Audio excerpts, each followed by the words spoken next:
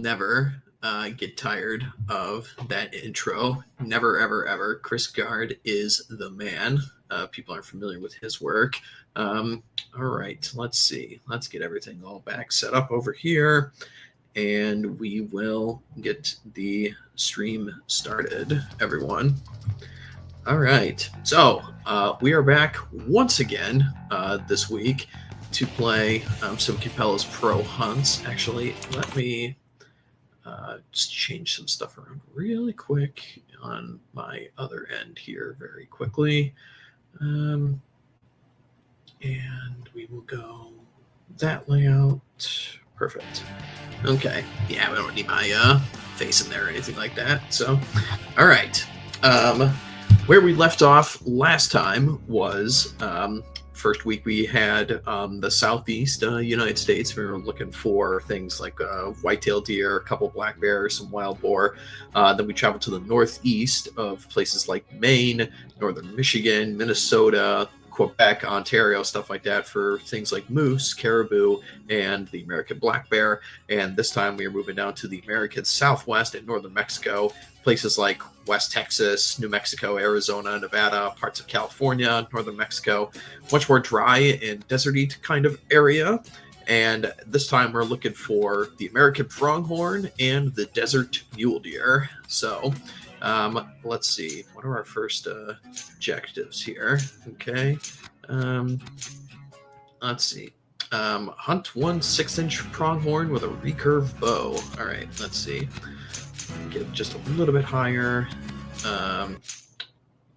Great arrowheads. All right. Okay, here we are. Okay, so, alrighty. Let's look around here. I need a 6-incher, so let me look over here. Could be pretty hard. Pronghorn hunting with a bow is one of the hardest things you could do. They're really skittish animals that like wide open territory and terrain, and there is not much cover in their areas here. I might be able to get lucky by getting behind this rock right here, but the wind isn't really working in my favor.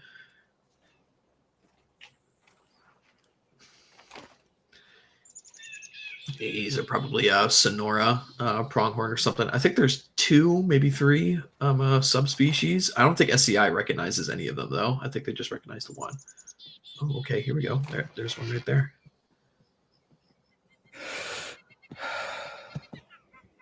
No, I gotta wait. These are mule deer does that are walking with him. Ooh, there we go. He stopped. Oh, all right. Reset. Sometimes you got to reset. You don't want to necessarily pull your shot. Let's be quick and to the point. Oh, shot high, but it might get the spine. There we go. Down. Hit the spine. You're either very lucky or an excellent shooter. Maybe both. He should be down right away. This is fake news here.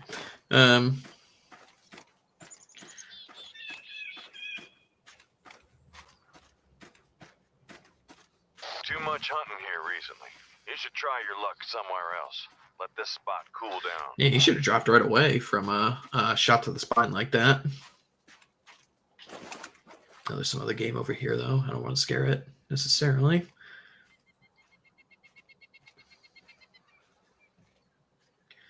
Yeah, open ground like this, not too difficult to track.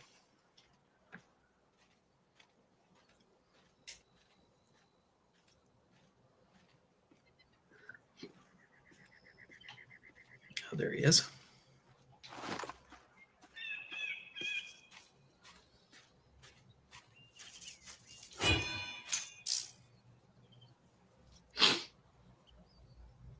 All right, that was quick and to the point. All right, let's try for some desert muleys this time. Let's see. 1 mule deer with a rifle. All right. For most of our American deer species, my go-to caliber is a .270, so I'll take that. And we could go a partitioned round. And all right, let's go find ourselves a desert mule deer.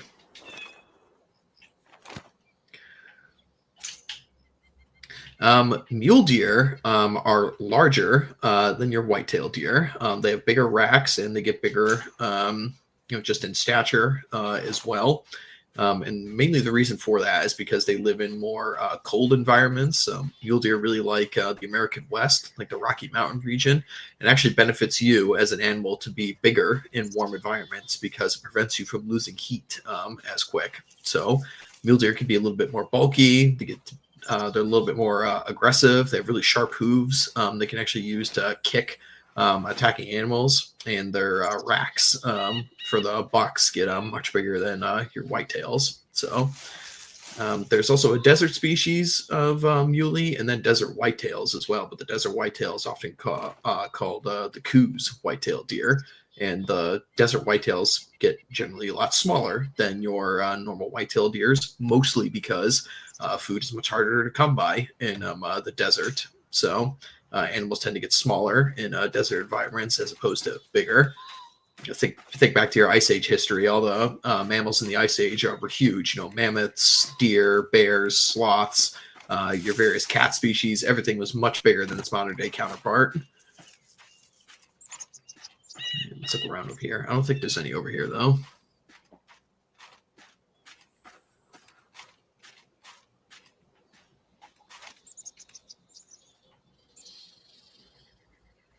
Yeah, it doesn't look like we got anything over here either. Now, the consequence of hunting in desert environments is because the food is really scarce and very spread out, animals have to travel very far and long distances.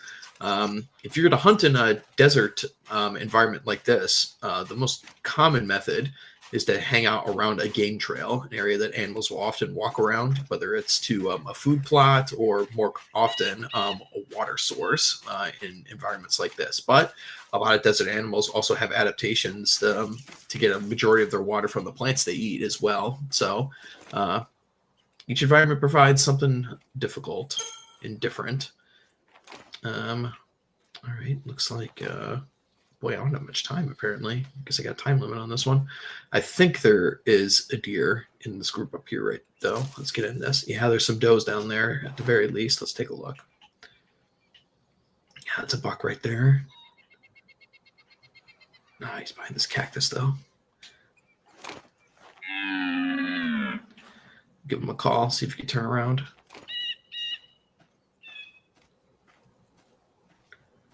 Where'd he go?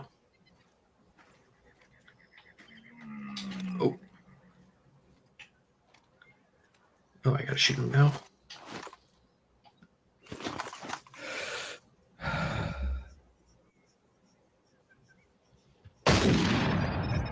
Not a very good shot and not a good position, but...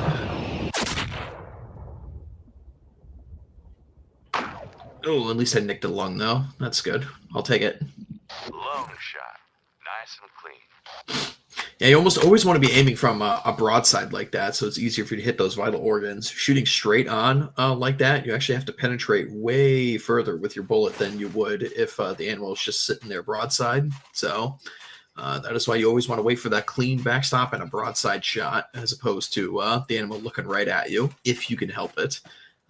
Sometimes, especially on like a walk and stalk hunt, when you've been after your game for some time, sometimes the only opportunity it gives you is if it's facing towards you or away. We call those quartering shots. So it's quartering towards you, looking at you, or quartering away when it's looking away from you.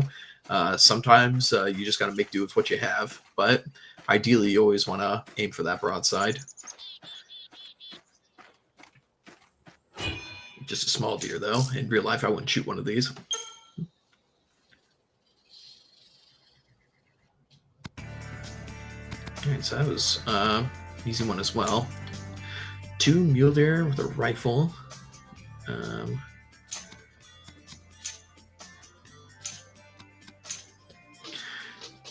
From a stand or blind. Okay. We'll go a little bit higher, up to... Yeah, we can go 30-06. And I want a variable zoom scope from a stand or blind.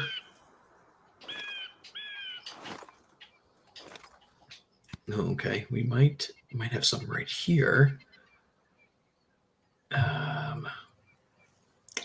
All right, to account for the wind direction, I'm going to head over here and get into that stand right there, even though I do think there are some right here.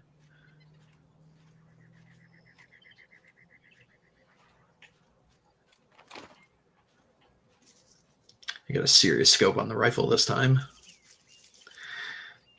which sometimes you got to account for, especially in open terrain like this. This is kind of overemphasis of what a desert environment would be like. It's actually way more rocky and scrubbish in the American Southwest. We actually don't have very many sand dunes. You really have to go to places like White Sands National Park in like New Mexico to see stuff like this. Our deserts aren't particularly like duney and sandy. They're just really, really dry. A lot of rocky outcroppings and scattered trees and plants. I think we do have some of them up in there.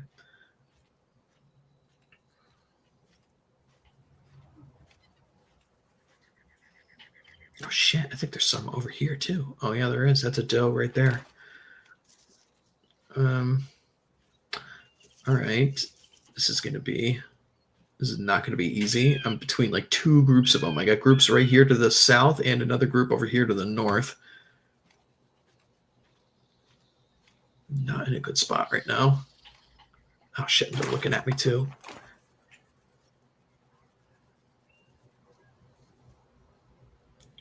It's not a bad buck.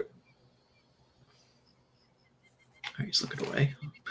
Yeah, generally speaking, you never want to move when the animal is looking at you. A lot of mammals actually don't have very good color vision. Believe it or not, humans are kind of rare in this regard, but there actually are a lot of other animals, especially birds, particularly, have much better eyesight than we do, and they can actually see in a, I think it's 3 or 4 color variants compared to humans who can only see on 2 or 3. Whatever it is, birds have one more than we do. I forget the exact number. But generally speaking, when you're hunting, when something is looking at you, you just don't want to move because a lot of the vision is based on movement as opposed to actual colors, which is why people wear like hunter's orange when they're hunting deer, because deer actually cannot see the orange. So even if you have like an orange vest over your camo, the deer will only see the fact that it looks different compared to the environment. They won't actually see the color difference. So that's why also people have like orange camo where it's in like a mossy oak patterning. All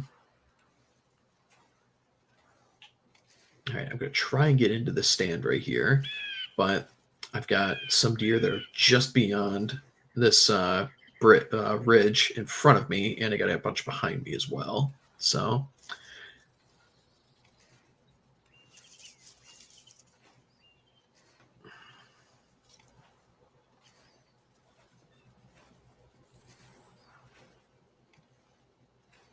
is that also related to eye placement and depth perception? It definitely helps, but all mammals generally have pretty good depth perception as it is. Okay, what is this here? Okay, that's a doe. I think it's just by herself. And that's another doe. These are all does here. Unless there's one hiding in here. Nope. Okay. All right, then we got to go back to the group that was over here. Okay, there he is. Oh, bedded down. Really not something you should take a shot at, but let's see.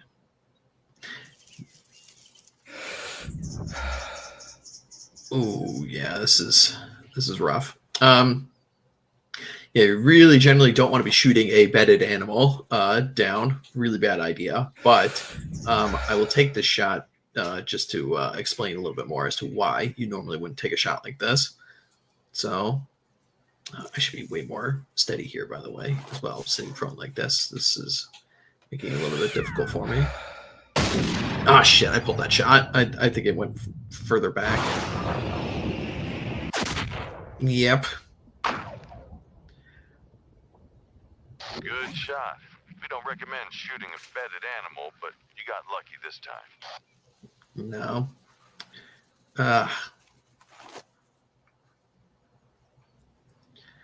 Might get a chance to shoot him again here. Watch the wind. You don't want to get caught flat-footed if you're suddenly upwind of the animals.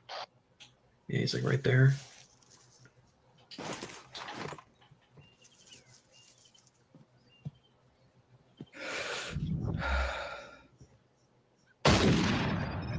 Shouldn't really be taking this shot either, but... Whew. Lucky. Hit the spine. You're either very lucky or an excellent shooter. Maybe both.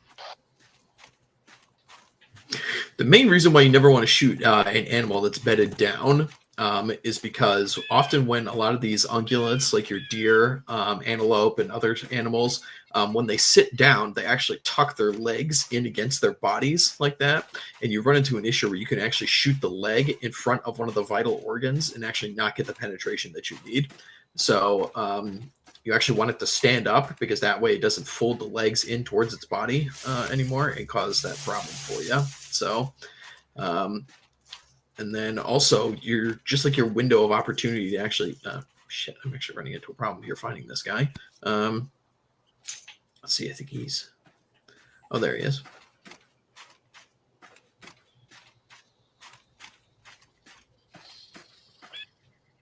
You need one more trophy to finish the hunt. All right. Let's take a look down. Let's go down over here. Let's see if we can find one. Yeah, I have. There was one animal that I shot in my whole career that was bedded down, and it was an oryx that was maybe like 50, 60 yards. It wasn't too far of a shot, and she actually leaned down and started to bed down as I was about to pull the trigger when she was standing up, and then I ended up just taking the shot right there. But it was actually a really good shot, and she didn't even get up. So,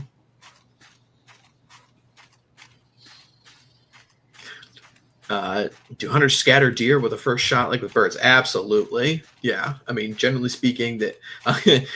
Funny enough, though, I actually was in a deer stand once, or blind actually, with a friend of mine. And he took 3 shots at a deer. It was over like 200 yards away until the deer finally decided to move. And that was like kind of a really funny moment for us because like, you know, we're just sitting there heckling this guy in the deer blind as he keeps missing his shot over and over again. And this deer is just so stupid it's not moving. So that was kind of like a humorous moment. But generally speaking, yeah, there's some does up there. Okay, we're gonna head up that way. Let's see. How about over here? Yeah, we'll try that one over there. But yeah, generally speaking, they hear a loud noise. They're booking it, man. Yeah. Deer generally will find predators first using their ears. They have really, really big ears, and they can point them in many directions. And hearing is a very important sense to have when you're living in a lot of forested areas, like most of our deer species in the States like to live in, because animals can make noise. Their predators can make noise when they're stepping on twigs and leaves, and having directional ears like that is really, really helpful for detecting danger in places where there's a lot of spots to hide. You know, when you're in heavy forested areas, you can't see very far. Your scent can't carry as far because there's a bunch of trees and other obstacles in the way. But your sense of hearing can be very, very helpful for you.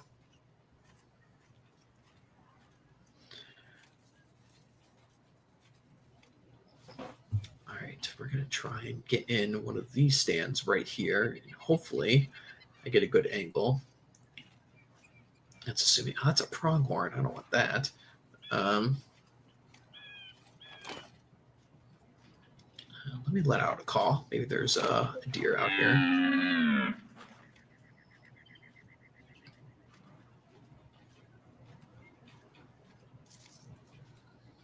Not hearing any responses.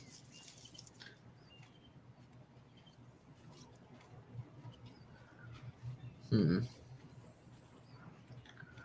right, let's take a look in here. Changes in the wind direction can ruin your hunt if you're not paying attention and staying downwind from your quarry.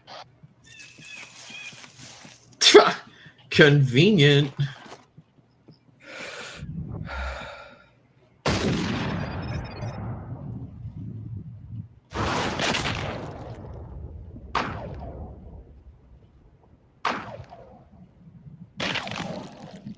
Very convenient that Double he just lung walked shot. by. Excellent shot placement. Won't go far.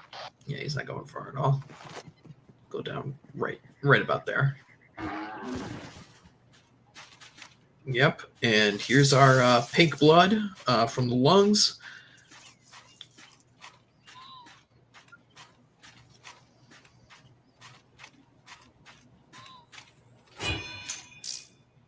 So there we go. There's our deer down. Go back to hunt some pronghorn.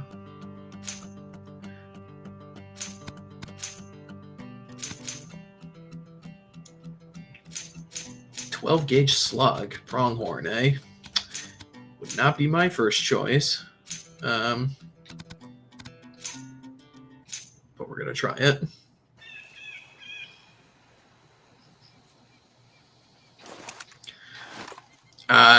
Have you been abroad to hunt? Yes. I actually was just on safari a couple months ago, hunting abroad. So yes, I do travel throughout the world to go and shoot my big game for sure. There might be some up in here. In the UK, yeah, it's mostly bird hunting and deer, from my understanding. But I don't know what the public land deals are for deer. It might just be like hunting clubs or shooting clubs to shoot like your red deer or your fallows, moonjack. I'm not sure what kind of deer are available in the UK these days for hunters, but yeah, I know it's definitely been a bird hunting spot for a really long time. Let's see if there's any pronghorn over here. Pronghorn do not really respond to calls very well. They're not a very vocal animal, and they are actually, along with the American bison and the moose, they are some of our oldest North American mammals at the moment. They were around during the Ice Age, and they are actually one of the few animals that survived the Ice Age extinction events. And they are actually, people think that the cheetah is fast.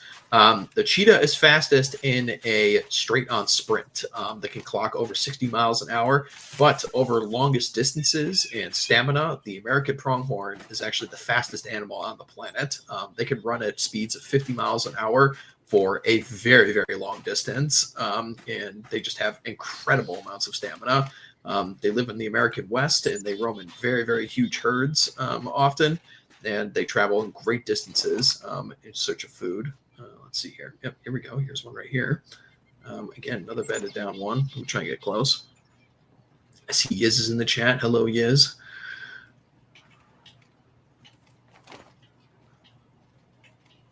Yeah, I got them up here. All right, we will go take care of that guy right there.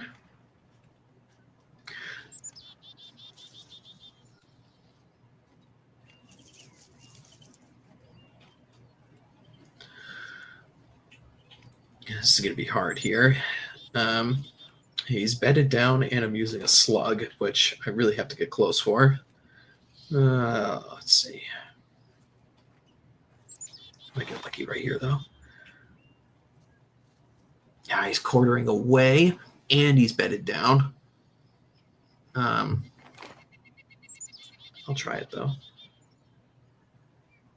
I just hope the penetration is good. The location is okay. Oh, the shot literally went over him. Yeah, see, 12-gauge slug would not be my first pick with these pronghorn at all. He's all nasty. That's over 300 yards away. There's no way this slug goes that distance. I've talked about it on previous streams that I have never been a fan of hunting with slug shotguns. I think it could be good for, really just like starting out. I know there's like a lot of combos that people can get with like Mossberg 500s or Remington 870s, where like you buy the gun and they give you 2 barrels. They'll give you a bird shot barrel, and then they'll give you a slug barrel for you to go shoot deer with, or a wild boar or something. But in my opinion, they're kind of overkill for whitetails. They kind of do too much damage. You have to get really close because the range isn't that great, and because it's such a wide round, it does a lot of damage right on the entry, but it actually doesn't have a great deal of penetration. So I don't think it's a very clean kill because of that, and I'm just not a fan of them in general. Yeah, I would much rather prefer a rifle almost every time. There's a doe. Yeah, pronghorn is on my list. I'd like to go out to Wyoming or Utah to go and shoot one. Another interesting fact about these animals, their closest living relative is actually the giraffe, believe it or not. They share an ancestral tree with the giraffe ancestors. And unlike other animals over here, it's not like an antelope in Africa where antelope never shed their horns. There's another one way back there behind it. Antelope in Africa don't shed their horns. They keep them their whole lives. What pronghorn actually do is they shed them, but they shed a sheath. It's almost like a knife or a gun inside a holster. And every year they actually just shed the outer layer of the horn, and then it grows back again. So it's almost like taking off a sock or something, or like snake skin. It's very, very bizarre. All right, I'm much closer this time. Hopefully he stops for me right here.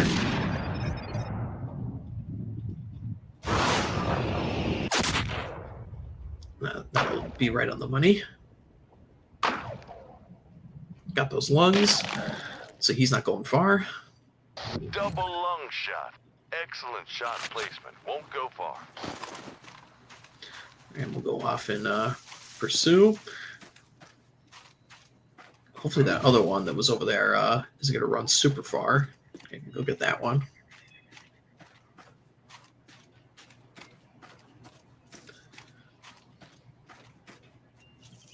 You need one more trophy to finish the hunt. All right, let's see. Where should I try this time? Let's go try over here, maybe. I knew I saw one of them over here, but he might have booked it. Does that mean they fight each other more because they can lose them? Basically, all of these horned ungulates use their horns to fight for dominance. In almost all species in North America, the males are the only ones that have them.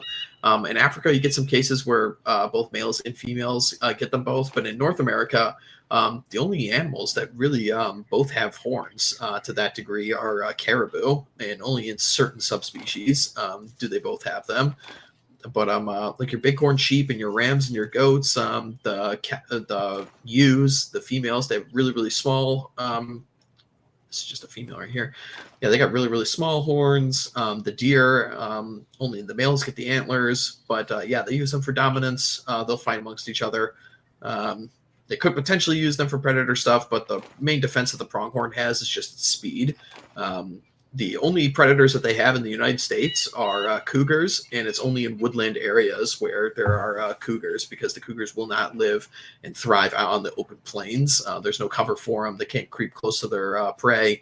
They don't have any shelter to like house their kittens when they give birth. So they really like the mountainous and forested areas, and pronghorn can live in those areas and in the desert here, but they also tend to head out in the Great Plains states like Nebraska, Wyoming, Utah, Colorado. If you actually drive along the highways in places like Wyoming and Nebraska, you can actually see herds of pronghorn just on the side of the freeway. Sometimes it's some pretty big herds.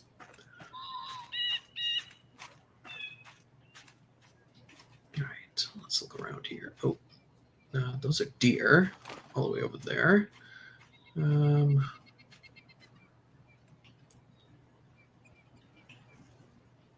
Oh, there we go. There's a buck right there.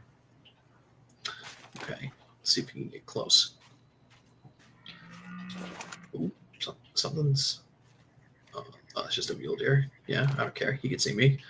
Let's try and go up these rocks this side here and try and cut them off.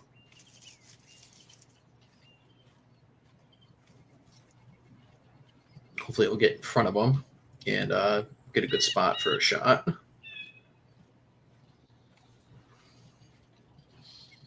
Yeah, I believe the best pronghorn hunting these days is in Wyoming, Utah, and Colorado. I'd have to check the numbers where the biggest ones have been taken, but I think Wyoming has the record.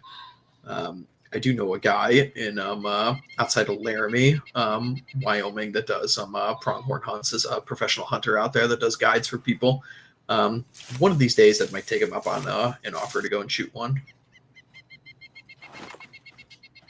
Unfortunately, there's no jump mechanic or climb mechanic in this game, so I think I've just walked myself into a dead end. Wonderful. Stay flexible on your approach. The wind could shift and make a shooting spot unusable.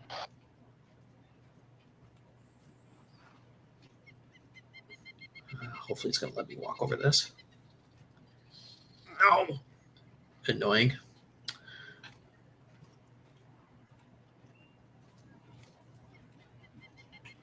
I got more up here. Oh, these are does. Okay. Even though a lot of doe animals are females, can often be better eating than the males because they have more fat on them. Just for trophy hunting, you always want to take one of those big males. Everyone likes a nice big rack of antlers to hang on the wall. In some areas, though, especially with white-tailed deer, because there's just so many of them, there are some counties where you can get like 4 tags for just the does and like 1 tag for a buck because they really want you to cut down on the doe population. Mostly because they just kill so many people in car accidents every year. I've hit 3 deer with my truck in my time, and it is not fun. I do a lot of damage, and they do kill people every year. Yeah, these are all does. Okay. Let's keep looking here. Coyote. All right, let's get in the stand and see if I can look over this ridge here.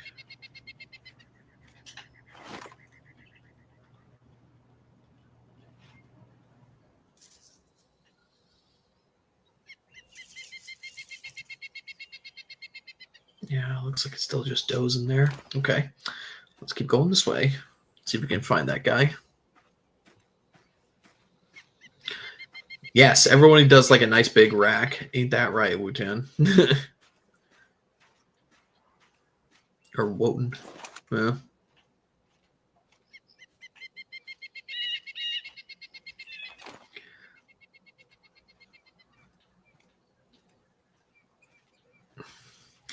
To toll your car, I've had mixed bags. I've had one time where it did literally nothing to the car. I had one time where the airbags deployed and shot out all the windows. And then I've had another time where it was like kind of in the middle and it just like fucked up the front end of the truck. But yeah, it's very, very hit and miss. Personally, I think that the cars are a little over-engineered these days and deploy the airbags a little too liberally, but that's fine. All right, nothing here. So let me try and go this way.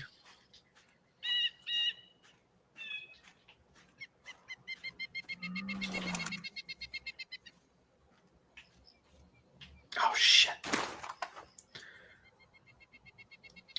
That's not a bad one. You see why they call them pronghorns is their antlers have prongs on them, like this guy right here. So almost like kind of like a little hook on the end. That's how you know it's a nice one. So instead of points, like you have on whitetails and muleys, I shouldn't really shoot at this distance, but I'm going to try it anyway.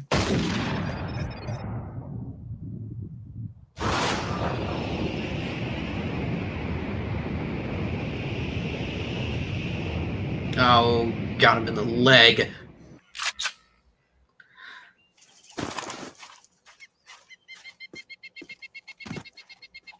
Yeah, see, slugs, you really got to get close. They're just not made to shoot over long distances.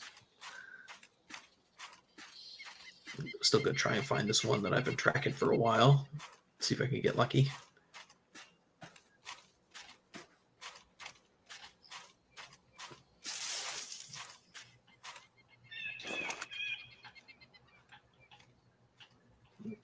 I think he might be over this ridge here. Take a look. Unfortunately, my wind is not pointing in a very good direction right now, so this might prove difficult for me to get it close. Changes in the wind direction attention can ruin your hunt if you're not paying attention. Yeah, there he is. Staying downwind from your quarry. All right, I'm gonna try and get close here. He's just on the other side of these trees here.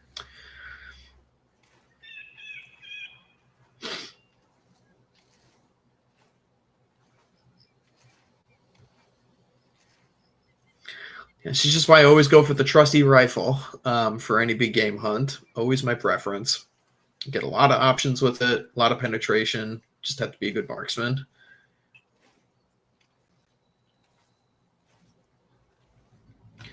Yeah, I think here he is through this grass right here. Yep, there he is. I want to get a little bit closer. Unfortunately, my wind is blowing right at him.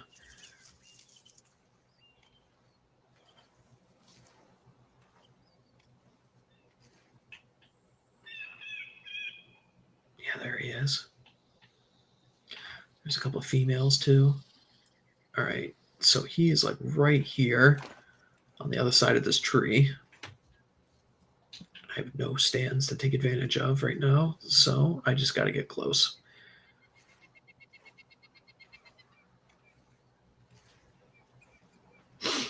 Get much experience hunting boar. Yeah, I've shot 2 of them.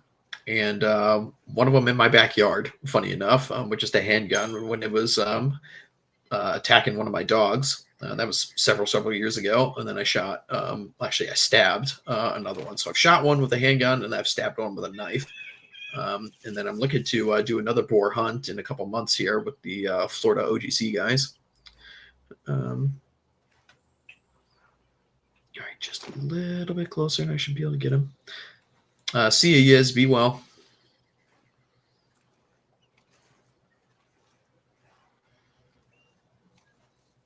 All right, I'm just going to get a little bit closer because I'm getting sick of screwing around with this slug shotgun, so I really want to make sure that this is a well-placed shot. All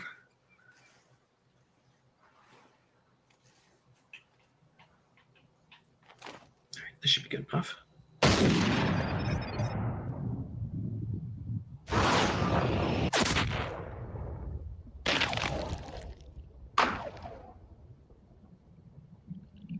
Got the lung, all we needed. Lung shot, nice and clean.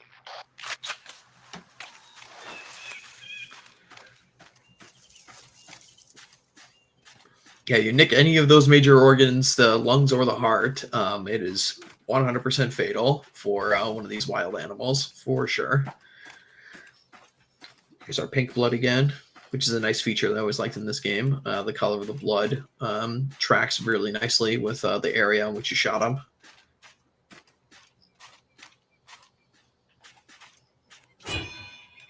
All right, good. I'm done with this slug shotgun.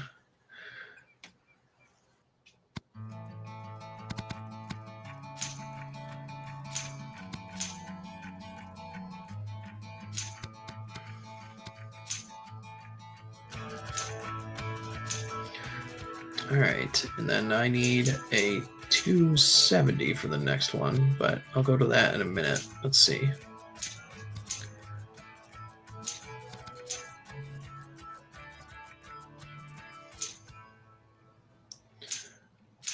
All right, well, we got to hunt with the slug again, this time with some mule deer, and it is less than 50 yards.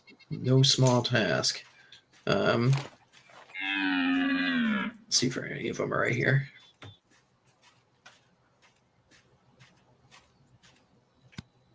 Nope, no responses. All right, there might be some up here on this ridge.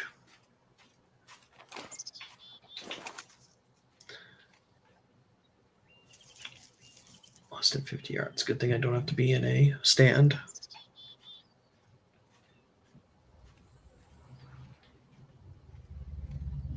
Oh, it's like a partridge right here or something, or quail. All right, what am I looking at over here? All right, these are some does. I'm trying to get a little closer here. There might be a buck in there with them. Ever hunted with bow and arrow? Not as much as I would like. I've done it once for whitetails, and that is it. Oh, this is a this is a buck right here. A small one. Oh, I hope he's within range. Is he? Yeah, 40 yards. Okay. Quartering towards, so the shot might be a little too far to the left. Hopefully I get the penetration hit along. Yeah, there we go.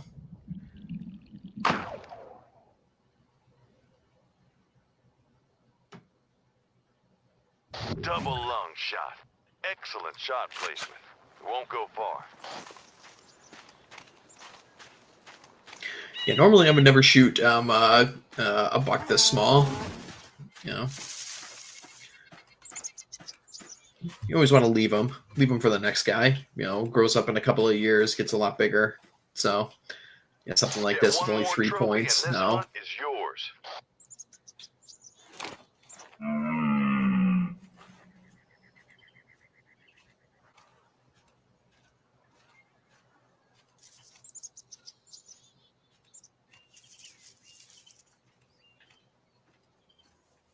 Is hunting something that should be done with multiple people if you're just getting into it? Yes. In my opinion, you absolutely need somebody to take you.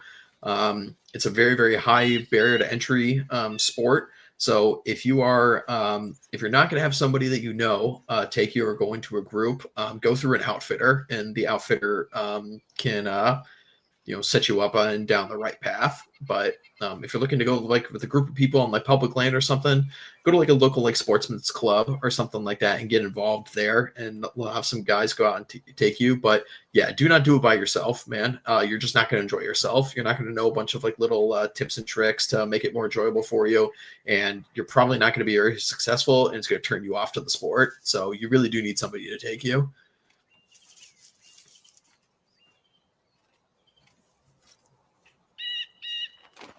And I have no idea what I'm walking into here. So, oh, that's a pronghorn. Oh, wow. That's a big one too. Why not?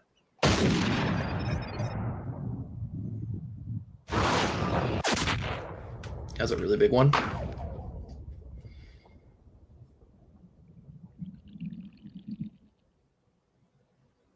Lung shot. Nice and clean. Yeah, I got one going far.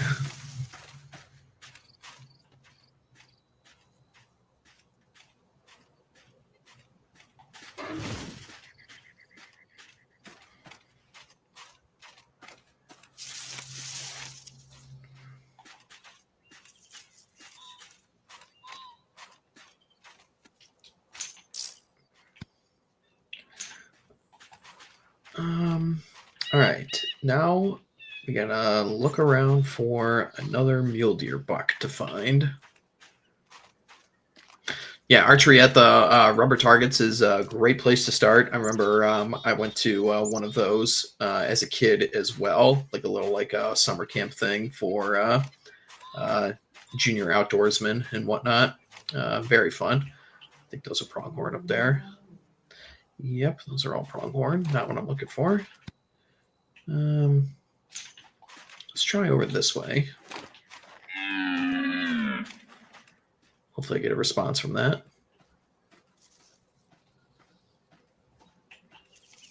That's a pronghorn out there too.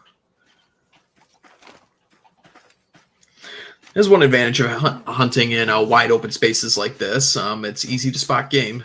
Consequently, though, you're easier to spot as well. So there's definitely a huge problem when you hunt in places like Africa, where it's just wide open spaces in a lot of areas where some of the game you like to hunt live. So, okay, here's a doe. Watch the wind. You don't want to get caught flat-footed if you're suddenly upwind of the animals. I want to see if there's a buck in here. Hopefully I hear a response.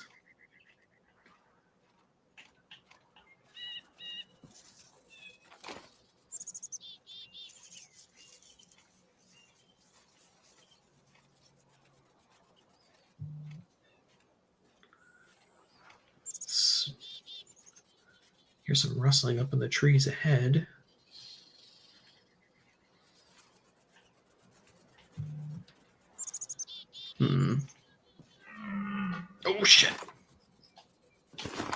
I did not mean to do that. It just remain perfectly still. He might go running anyway. Yeah, he's doing that deer thing.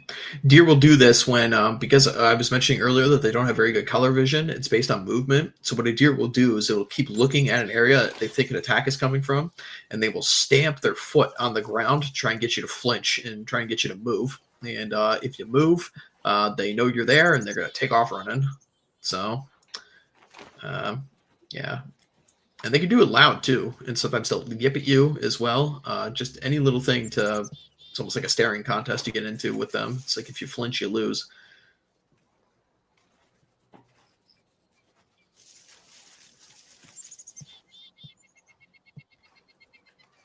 This guy's a really tiny one, but... Oh, he's going the other way.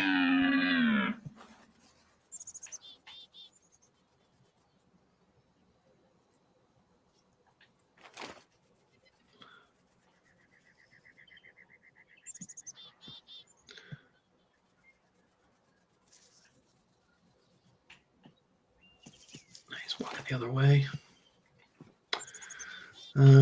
I do hear some rustling over here, though, so there might be a bucket over there. So I'm going to get in this stand really quick and take a look around.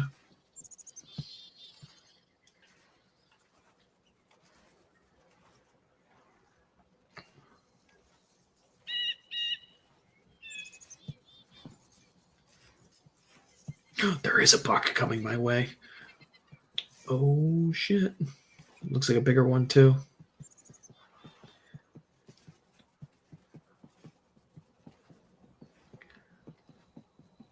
Oh, yeah, it's a much bigger one. Mule deer often have a gray coat to them, as opposed to, oh, shit, this guy's literally right here.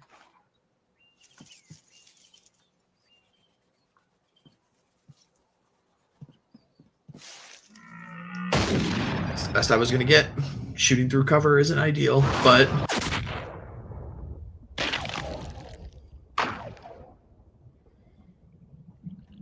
Don't hit the gut. Damn it.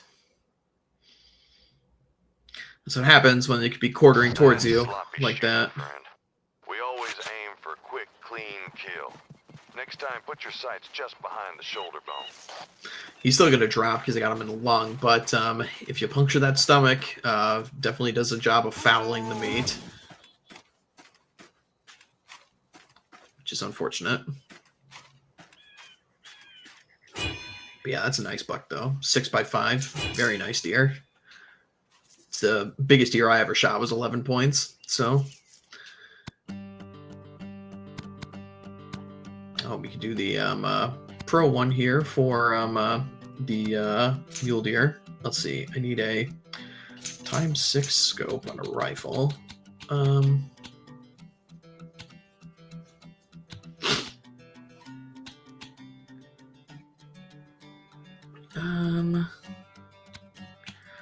Let's see. On those 7mm, it's definitely one of my favorite calibers. All right. Let's try and go after this here trophy, desert mule deer. Hope you've had a good night's sleep, because we're going to put your skills to the test today. I've got a line on the Gray Ghost. He's a huge old mossback mule deer with a world-class rack. We call him the Ghost because nobody's ever actually laid eyes on him. Last night, the Ghost tripped a camera not far from here, and I'm pretty sure I know where he's headed. Our Ghost has a talent for keeping out of sight. He'll stick to the dense cover, so your best chance to catch him is by the river when he comes out to feed in the evening. If you're really sneaky, you'll get close enough to the river to glass the buck, but you'll still need to get closer for a perfect shot. Thank you, Mr. Jim Shockey. Cold enough yet? I'm glad it's you and not me out there. Find yourself a good place to spot the Gray Ghost. Somewhere in cover between the trees and the river should do it.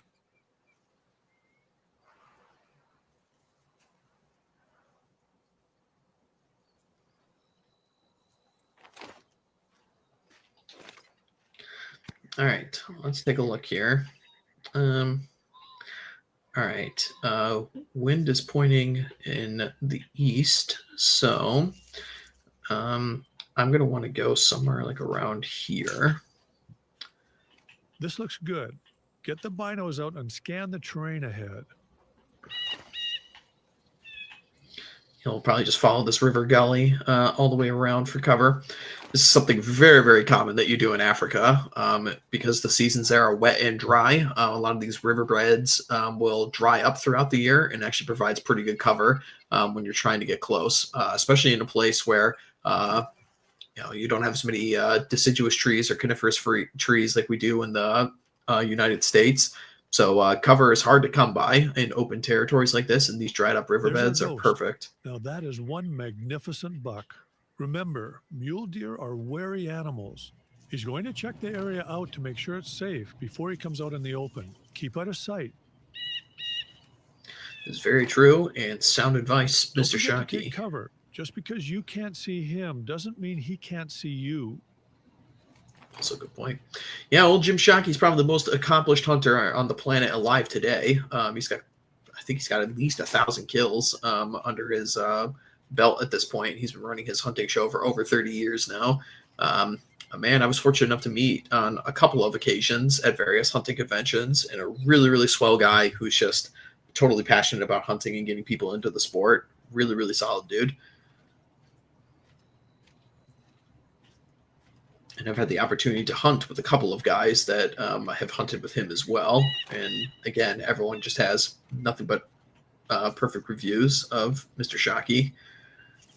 All right, this mule deer is up here somewhere. Oh, there he is. Okay, let's see if I can get myself into a good position here.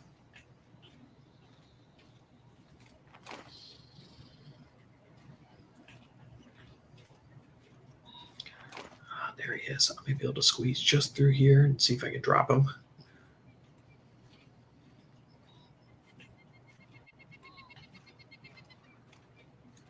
Really nice deer. Yeah, 14 by 14 is really nice. Just slow down. See his ears twitching? Hold on, the wind's shifting again. You've got maybe a minute before he smells you.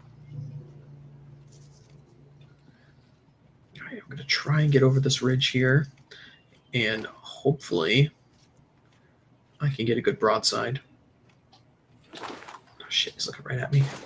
It's now or never. I hope I didn't pull that shot.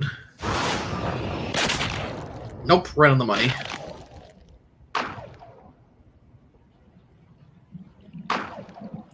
Fouled the meat, though. Yeah, that's what happens when you get these quartering towards shots. Fantastic. That was one heck of a shot. I could have done it better myself. Yep, always. If you can, you generally want to watch your animal in the scope, too. Just to see where it drops. Makes it easier for tracking purposes.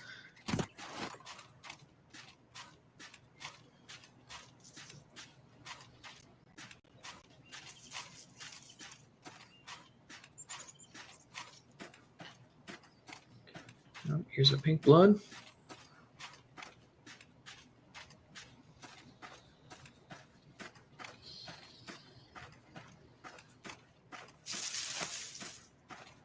Here he is. Really, really nice deer. You do sometimes get crazy monsters like this in the mule deer world. Really, really nice buck.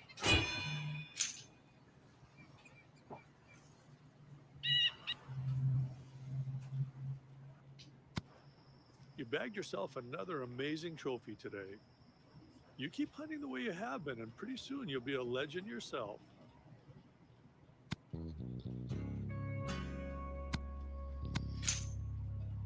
All right. All right, got some options for more muleys up here, but let's go back to our pronghorn. Okay.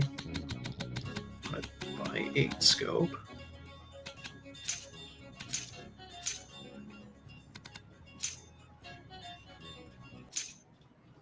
Hunt 3 pronghorn from a stand and or blind. All right. Oh, conveniently, I got to stand right behind me. Let's take a look.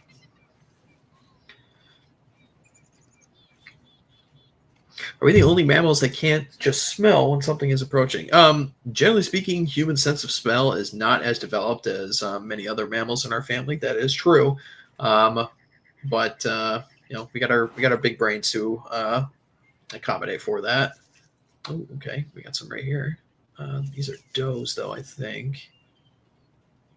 God damn it, these all does? 1, 2, 3.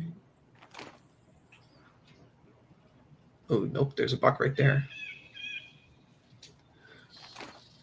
All right, well, now I'm in a predicament because I have to shoot from a stand and or blind, and there is some palm fronds, cycads, I'm not sure what kind of plant this is, cutting me off, and he's bedded down, and he's quartering away. Yeah, even if this tree wasn't in the way, this would be a really hard shot right now. So we will wait. Let's look around the area here and see if there's spots I can go to after this. Yeah, we call this glassing when you're looking for an animal through your binos. Get on a high perched position and look around with your binoculars. That's the term lingua franca in the hunting world.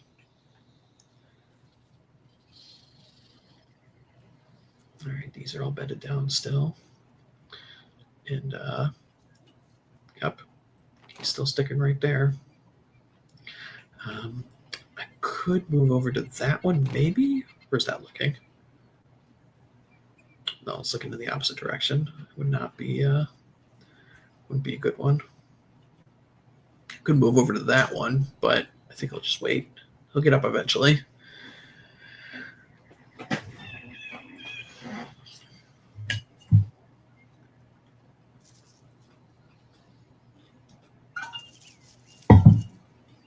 It's not a bad buck either.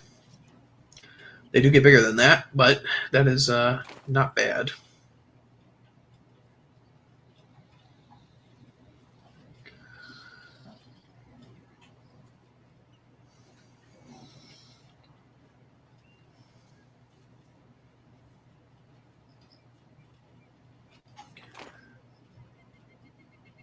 Yeah, I mean, I'd have to get over to that one and look around this way, and I'd probably make way too much noise doing that. He might take off, so I'll just wait. He'll get up eventually. Sometimes this is just what you have to do. It's part of the sport.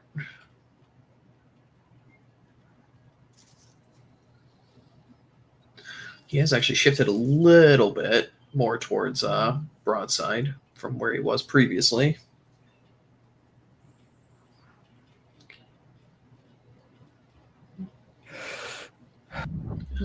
I might take it here.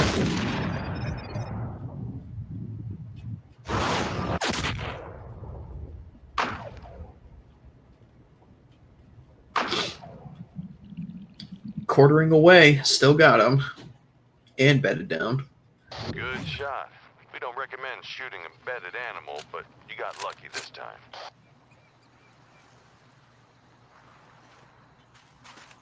All right. I don't expect One to down. get another good shot here today. The local game needs some time to settle down.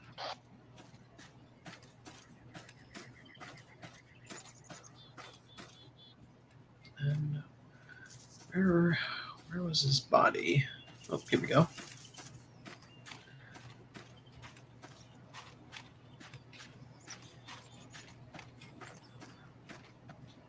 Good job. 2 more trophies to go. Why don't we take a look down here and see what we got? There was a fox.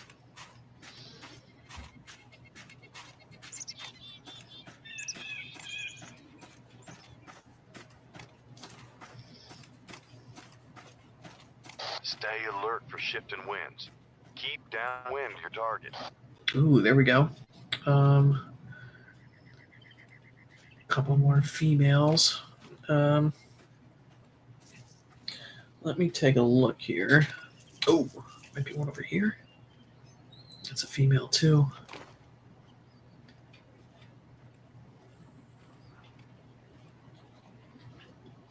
Yeah, generally speaking, how pronghorn herds work is that it's a one dominant male with a bunch of females, and then there can occasionally be some subordinate males.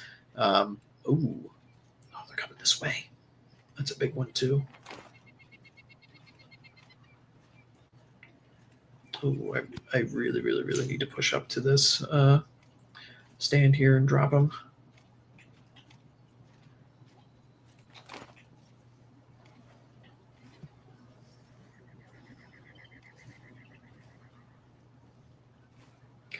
Just move really slowly.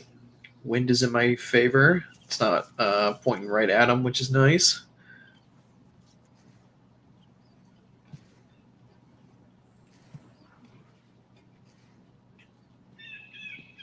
Yeah, they're not looking at me either.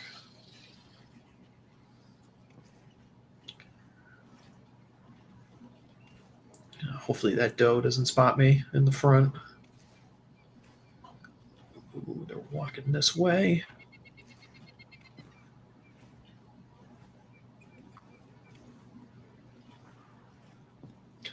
The logic of the game kind of is that they generally don't detect you if you are inside a stand, which is definitely not the case. Believe me, I've had deer wind me when I'm up in a stand many times before. So do not be fooled.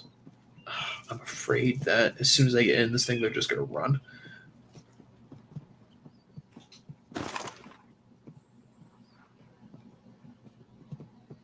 Lucky me. All right, so that's the smaller one. I don't want that one. That's the big one. Him I want. Okay. I'll have him walk forward a little bit.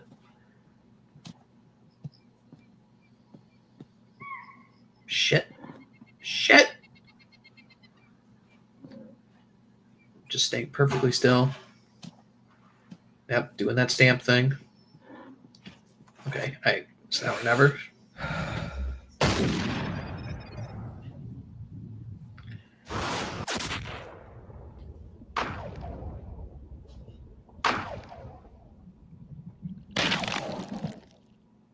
Double lung shot. Excellent shot placement. Won't go far. And that other one is running in that direction too. I might be able to catch I him. reckon this area's all hunted out for the day. The animals are cleared out. Those are all females. Oh, that's that bull. Let's see.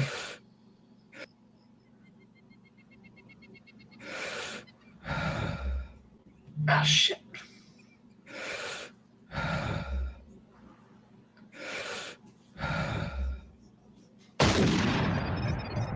I wonder.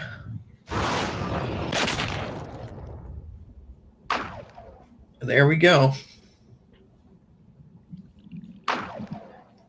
Hit stomach though. That's the problem with these quartering towards shots. Shooting, friend. We always aim for quick, clean kill. Next time, All right, put your he's gonna sights die just though. behind the shoulder bone. But that was convenient. I got to shoot two of them from one spot. Looks like all the game has been spooked around here. Time to move on. All right, got that one, and then we'll go get the other one, and just like that.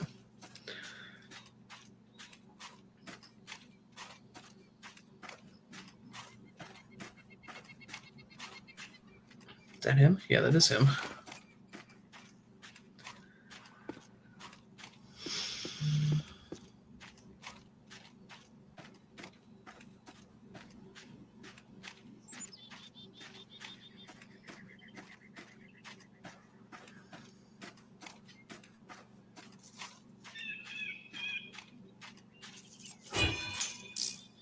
All right, cool. Easy enough.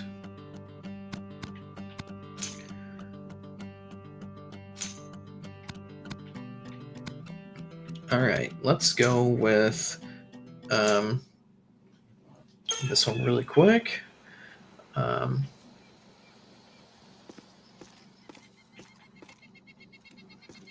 This could be really quick if there are some right up here.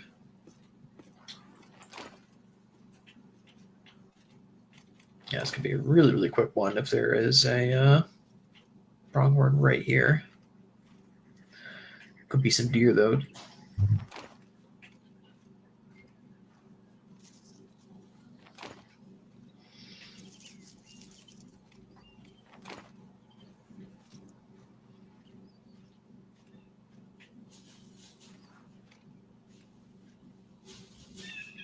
Oh, there we go.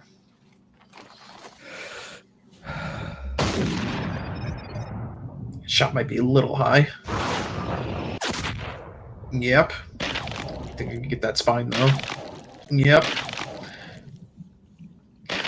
Not generally something that you're ever really aiming for, but if you get it, they'll just drop instantly. Very lucky or an excellent shooter. Maybe both. Yeah, you hit a spine shot, cuts off all communication from the brain to the legs, depending on where you hit it, and so it just drops instantly, will not be able to move. Not always necessarily a 100% fatal shot right away. You might have to come back up and shoot it in like a vital organ to actually kill it, but at the very least, it's de facto dead because you can just walk right up to it and then just shoot it. So never something you intentionally aim for, but if it's something you end up with, you're not going to be upset about it. So, all right. Why don't we do do one more of these mule deer hunts, and then we can go and do the pro hunt for the pronghorn. So, I need a compound bow.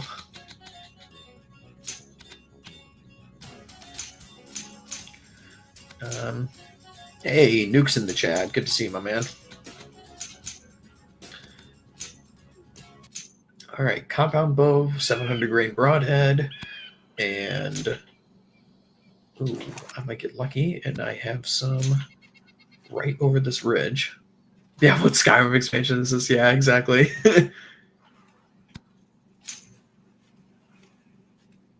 I might get lucky with a buck being right over this ridge. I just hope that I don't make too much noise moving through this.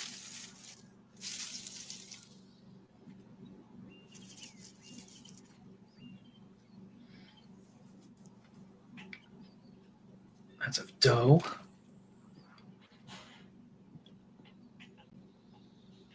Oh, there's a buck right there.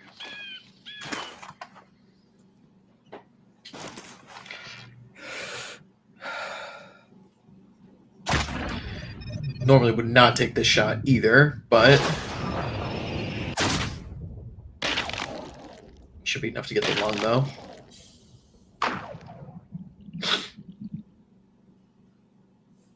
It's going to go way deep. Yeah. There's some 700 grain broadhead is a bit much for these deer. It's a huge arrowhead that is used for shooting things like moose. But I took it because I might be shooting at distance. We don't recommend shooting a bedded animal, but you got lucky this time. I just need to shoot 3 muleys with this bow. So even though this is a really, really tiny buck, a spike or a button buck, as some people will call it, because it's just so tiny. This deer is just a year old, so that's why he's got such tiny antlers like this.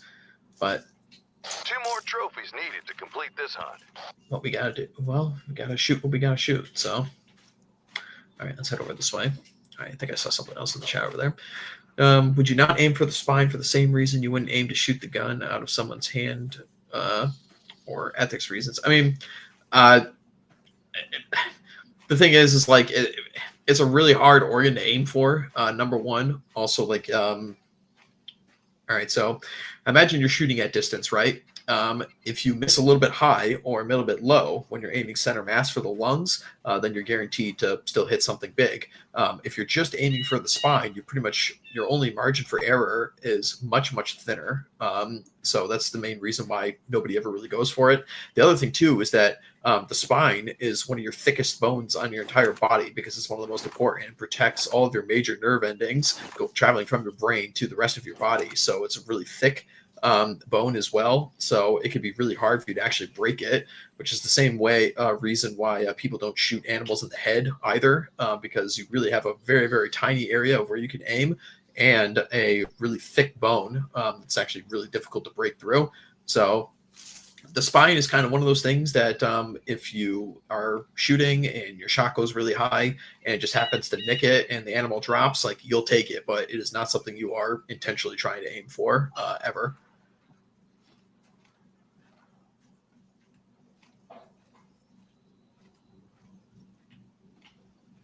I don't think there's a buck over here, but I'm going to try.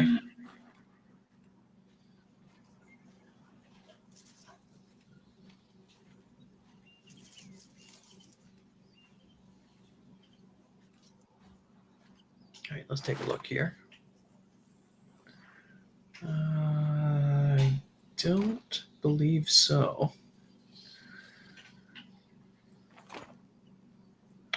This is a much more wooded area than these open plains out here. Oh, that's a deer right there. A couple of does. All right, let's try and head over that way then. Go and follow those ones. Might be something worth looking at. I did actually shoot 2 animals in the spine in my most recent safari. One of them, I was shooting up at it. It was like in the bottom of a ravine, and so I actually hit the lung, and then it nicked the spine on its way out. And then the other one, I actually was shooting at distance, and the bullet just was off my mark a little bit and actually hit it in the spine, and it dropped right away. So it does happen, but it's not something that you're intentionally trying to do.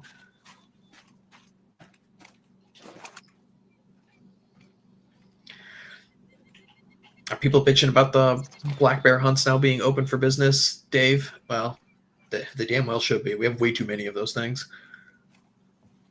Everyone just thinks it's their little, like, teddy bear, little bear, you know? Stay flexible on your approach. The wind could shift and make a shooting spot unusable. Well, luckily my wind is not pointing directly at these guys. These could just be does, though, that I saw in the binoculars. It might not be a buck. Let me try it, though. Maybe I can get a response if I'm lucky. Ooh, I did. Shit. I think it came from somewhere over there. I'm not really in a position to capitalize on this right now. I don't know where it came from either. It's like somewhere in this general area.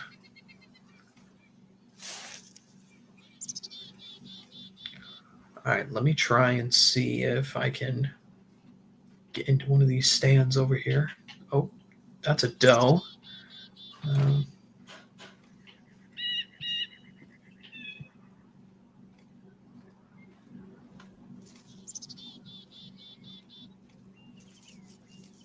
I hear something moving.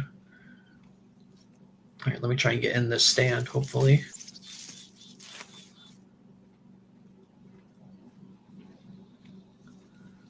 This can definitely be a problem. Sometimes you can hear something before you see it.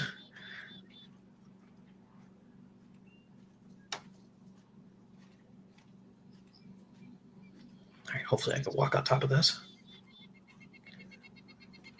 I can. Okay. All right, let me just get inside here. Let me let out another call here. Make sure he's still around.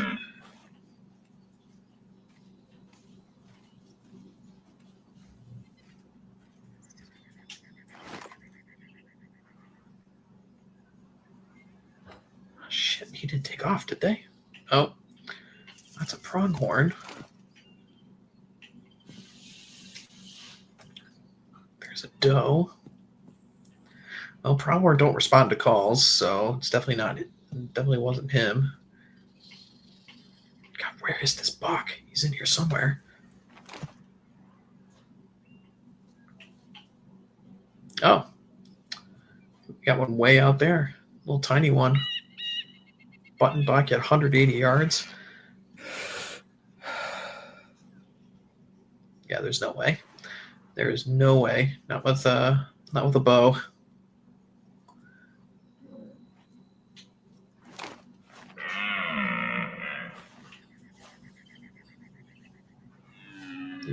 was him. It was him who was responding.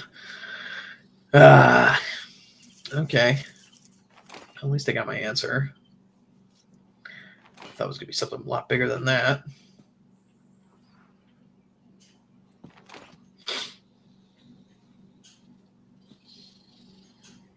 I think that's a doe. Yeah, it's a doe. Okay, so I got this guy coming my way. So I will go and drop him.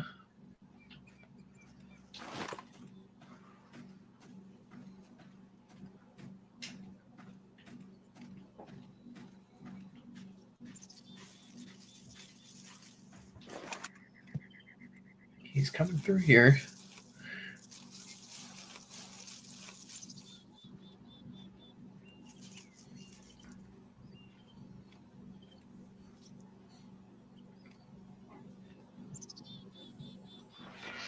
That's the top of him right there.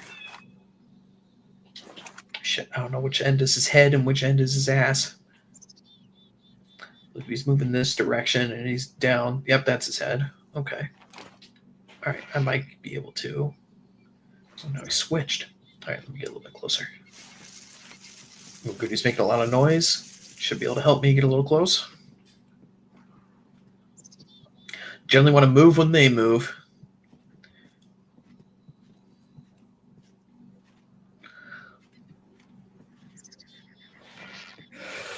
Keep an eye on the wind.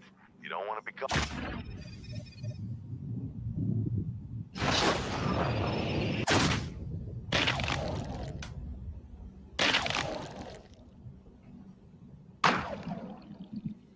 We just barely got the lung. Shot a little in front of him. Lung shot, nice and clean. He's gonna drop. Oh shit, there's another one behind him.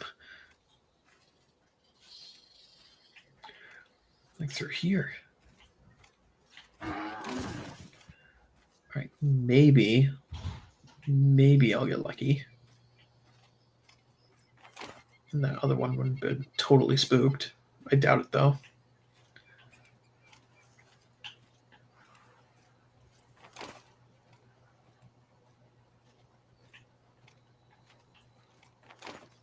Yeah, video game logic. She was caught on a wall.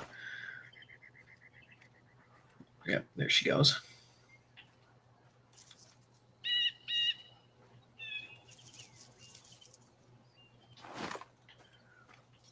All right, let's go find this guy. I think he's over here.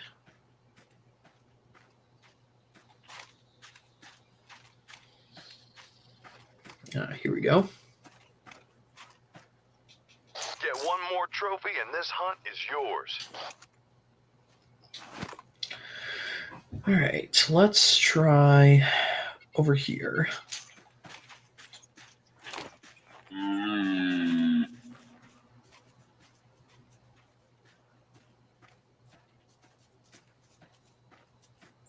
No response. Oh, hello, quails. What's up here? It's just a pronghorn. All right, let's go head up this way. Hopefully there's another herd for me to shoot. And hopefully there's actually a decent-sized buck in there.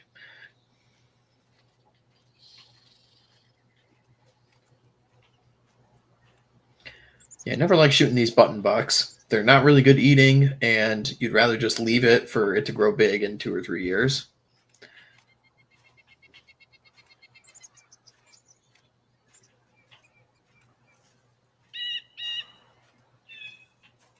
This is convenient, though. I got a little blind right here I can use.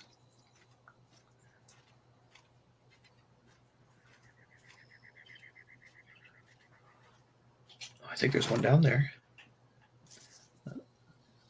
Nope, these are both females.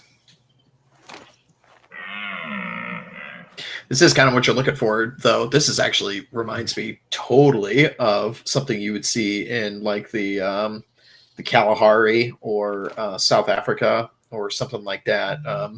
in the dry season, you get set up over a water hole just like this, and you wait for all manner of animals to come to you. That's definitely the name of the game in that part of the world, especially if you're hunting with a bow. Hunting with a bow in Africa is a whole another degree of difficulty, not only because there's extremely dangerous stuff walking around that is just a nuisance to deal with a bow, your big cats, your buffalo, stuff like that, but also you just don't really have as much cover, so you can get really close to your game. It's more so often if you're hunting with a bow, you got to get set up over a watering hole like this and get in a blind and just wait for them to come to you. But I need to get moving, so these does are about to get spooked. Rawr.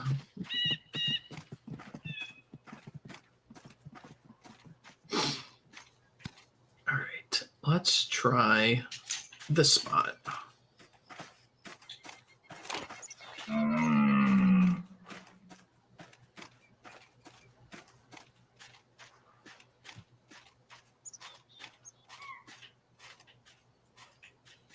Yep, there goes some pronghorn.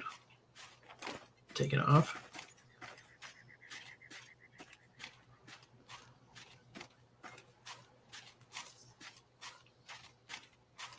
Keep an eye on the wind. You don't want to be caught upwind of your prey. Oh, there's something on the other side of these rocks.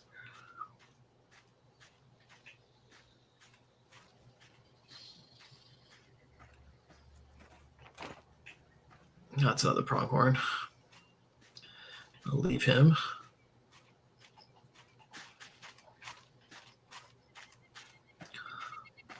Let's try and check over here.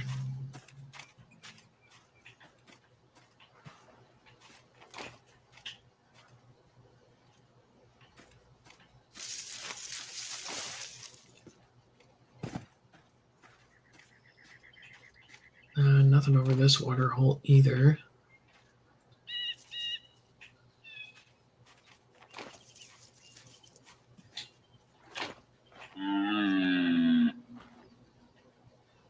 So those two does from earlier. All right. All right. We got to walk way up. So let's try that way.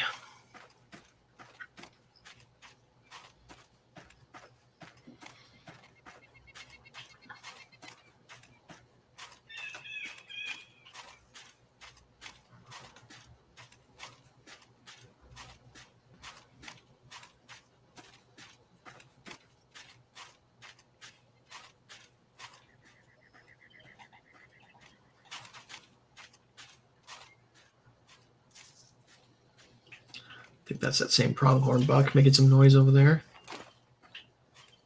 Oh, it's a doe. Okay.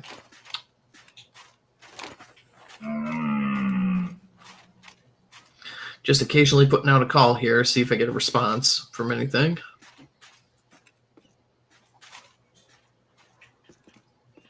There's that buck. More pronghorn. Keep moving through these gullies here. Hopefully find something.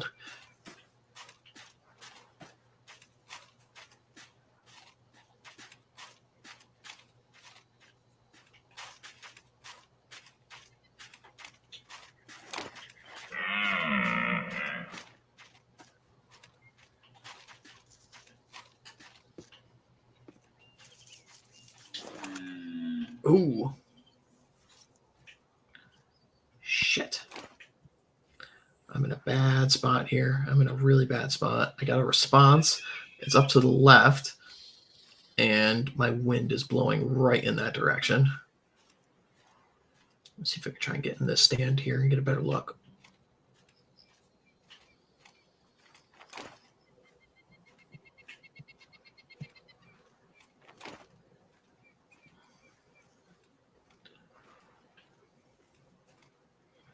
All right, let's see if I can get up high here and see what I'm up against. These are all pronghorn over there. Oh, that's a doe. That's a doe. That's another pronghorn. Could be some moving through here too. All right, there's bound to be one in here somewhere. Let's see.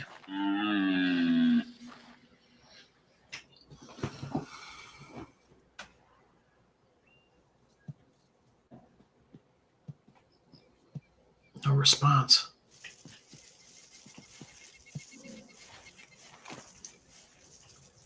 Oh, wow. Calling right in. Nice 8-pointer. Not a bad deer at all. All right. He was quiet on his approach. All right.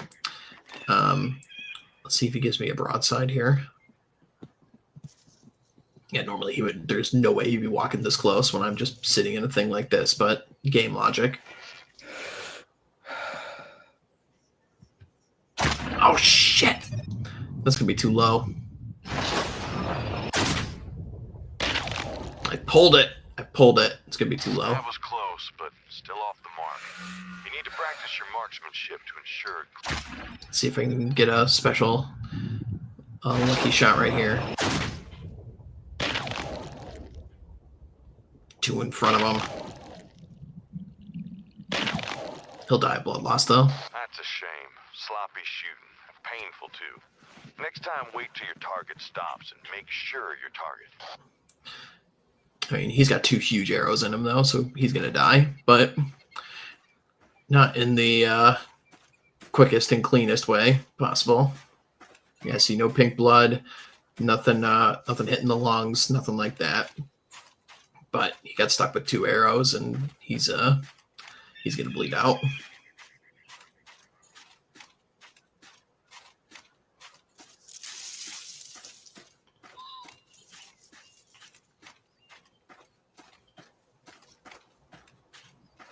Yeah, he's producing a lot of blood.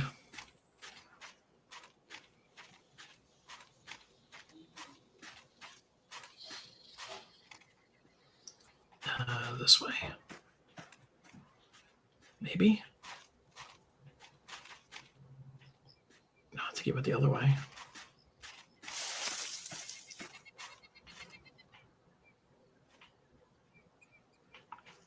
Northeast. Oh, here we go. Yeah, he's down.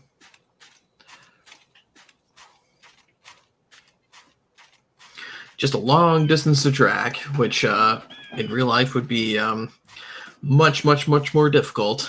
Wow, he ran far.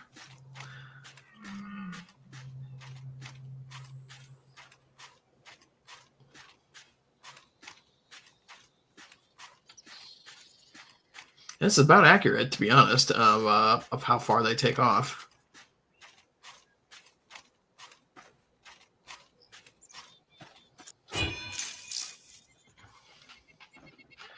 Got it done all the same, though.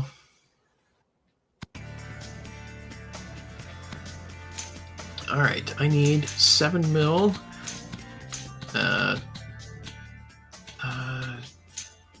With a ×6 scope. Yeah, fuck it, I'll use mil dot and polymer tip. Okay, let's go for a trophy pronghorn antelope. Let's go.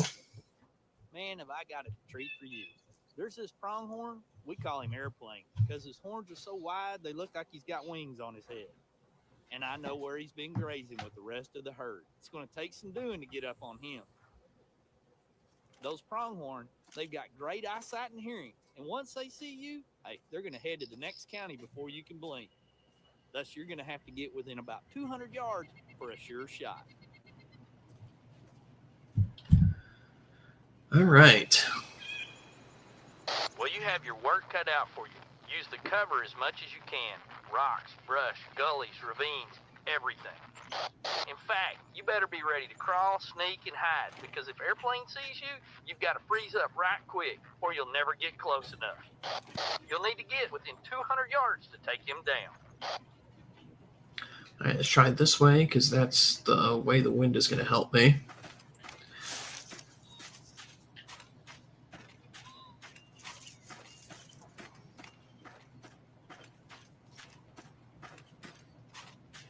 Try and go wide here.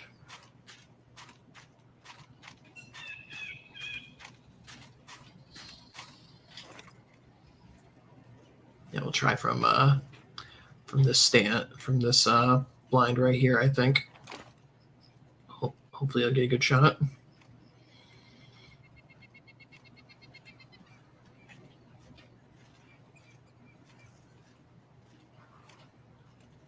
Yeah, a bunch of does out there in the middle of the field.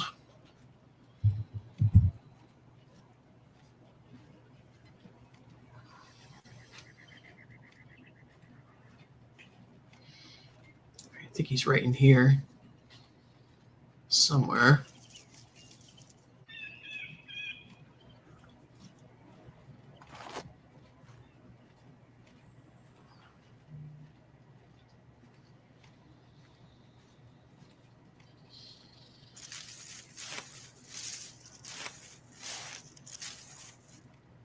All right, let's see here.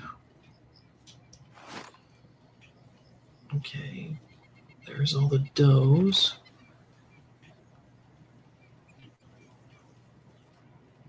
God, where the hell is he?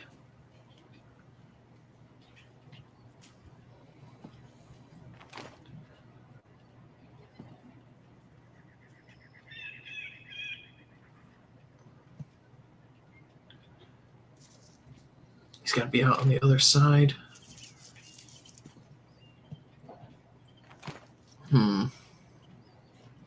All right, I'm going to have to move up. I'm going to have to move up to this location. Oh, I didn't mean to fall. Yeah, he's got to be in here somewhere. Just couldn't see him.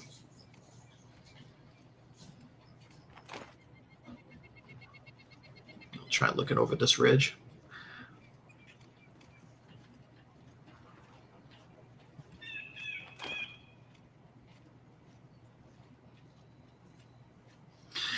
Tell you what, man, walking and stalking like this, you got to be in pretty decent shape for it.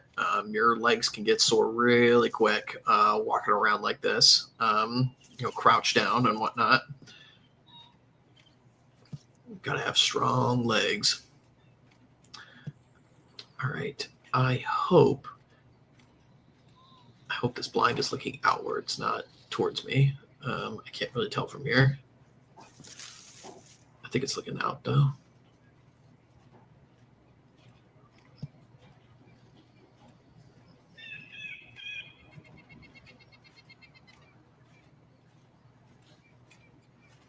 Yeah, I think he's looking out.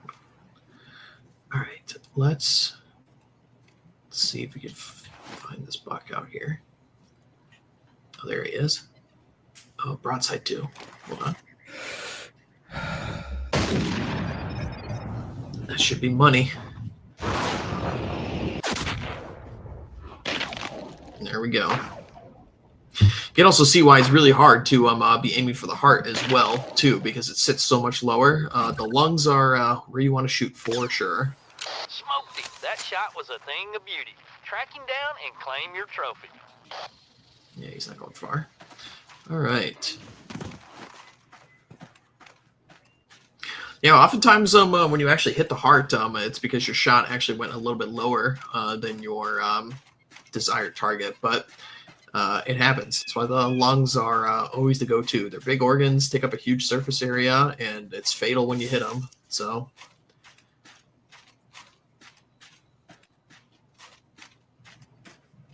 all right, and there we go. Not a bad pronghorn specimen at all. You can see why they call them prongs. Well,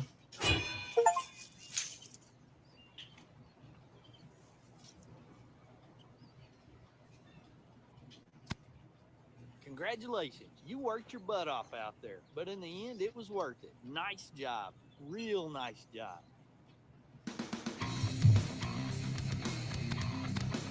all right, and then let's go ahead and do the last hunt that we have right here.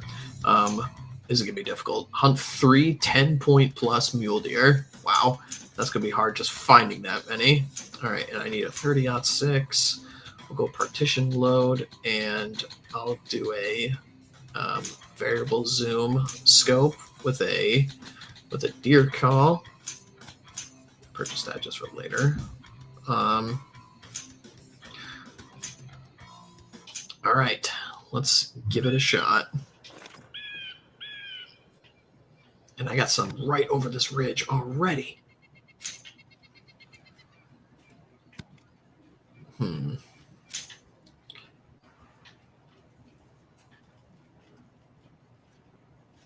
I could make it up into that.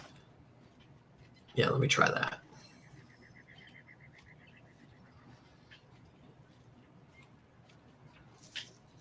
It's going to be hard to find that many deer that are that big.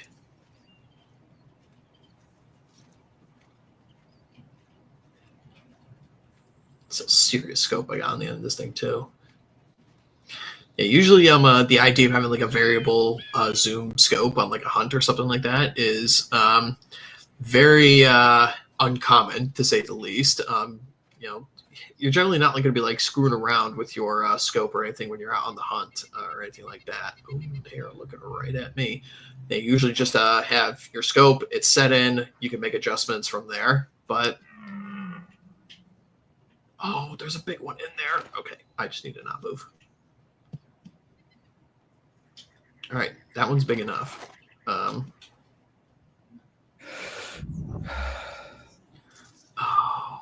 I need to get a little bit higher.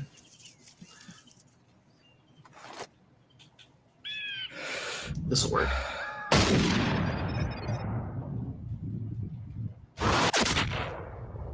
All right, he's toast. Double lung shot. Excellent shot placement. Won't go far. All right, so that's one down. I Too can much find two hunting here more. recently. You should try your luck somewhere else. Let this spot cool down.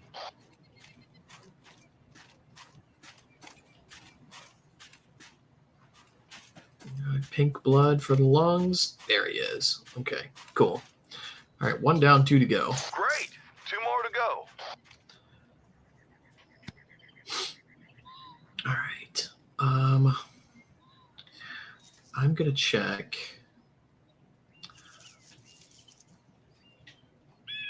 I'll check right up here. That's between a couple of areas where they might be hanging out, and hopefully we can find another big one like that. It's just so funny, you know, because it's like, oh, shoot 3 10-point plus mule deer in one day. It's like, dude, most people would be lucky to shoot 1 10-point plus mule deer in their entire lives, man. But we'll take it. I'd like to shoot a nice big mule deer and a pronghorn. Nobody in my immediate family has shot either, but I would certainly like to. Definitely on the list. I've shot plenty of whitetails, but no muleys.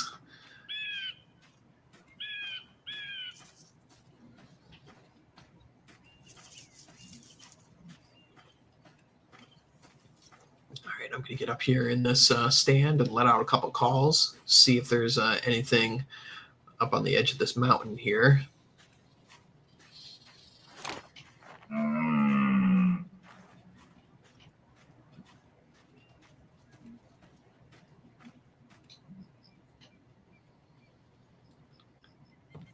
Oh, well, there we go.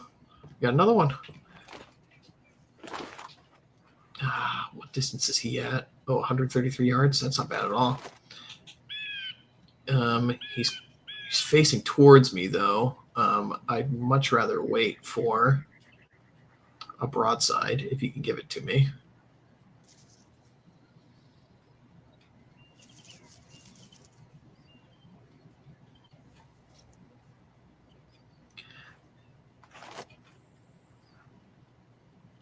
Okay, let's try it. Stop moving.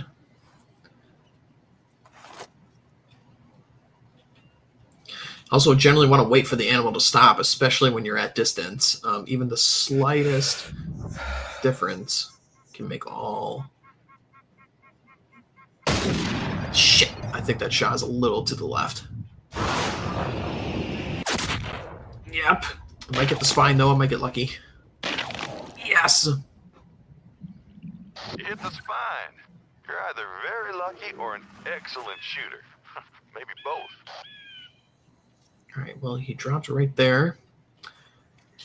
Let me do a quick scan around here, though, to see if I can find another one really quick.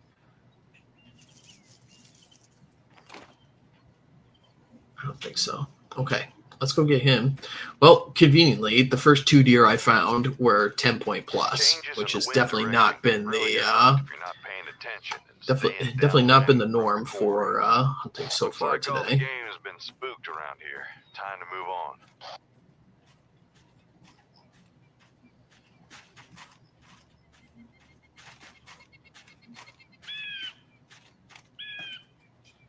Get one more trophy and this hunt is yours. These are all pronghorn. I don't want those.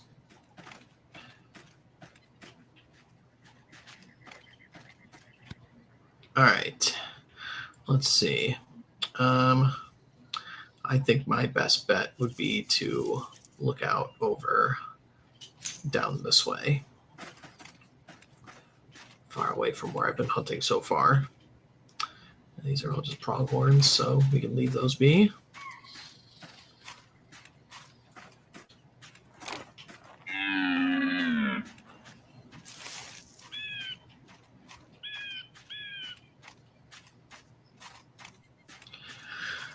Just keep on walking. Occasionally let out a call or two to see if I get a response. But I did not expect to find 2 big ones that early, though. I thought I was going to be lugging myself all over the place looking for them.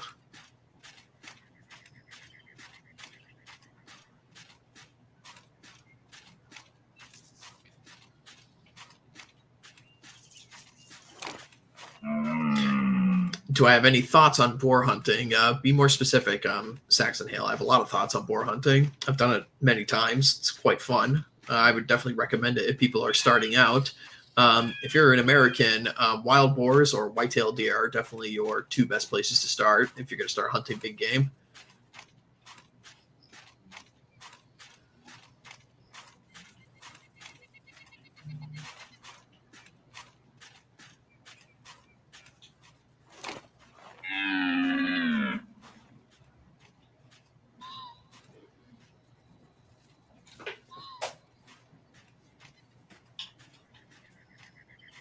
I don't think there's any over here. I can get a response from any of my calls.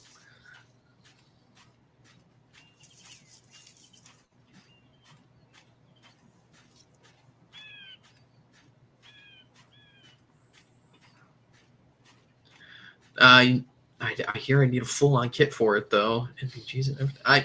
I mean, hold on.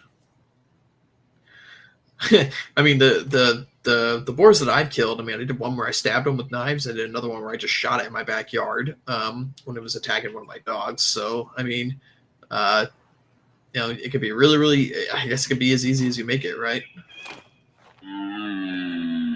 It's pretty cheap. I mean, I would recommend if you've never done any big game hunting before and you want to get started with boars, just go through an outfitter and pay like maybe $300 or something like that, and maybe an additional 100 if you want to get the meat processed or send it over to a taxidermist or something like that. But it's not terribly expensive to get into wild boar hunting at all. And the other thing too is that because they're listed as a nuisance animal, there's no restrictions on gear or anything, which is why you get these goofy videos of people like taking out boars with like spears and tridents and weird stuff like that.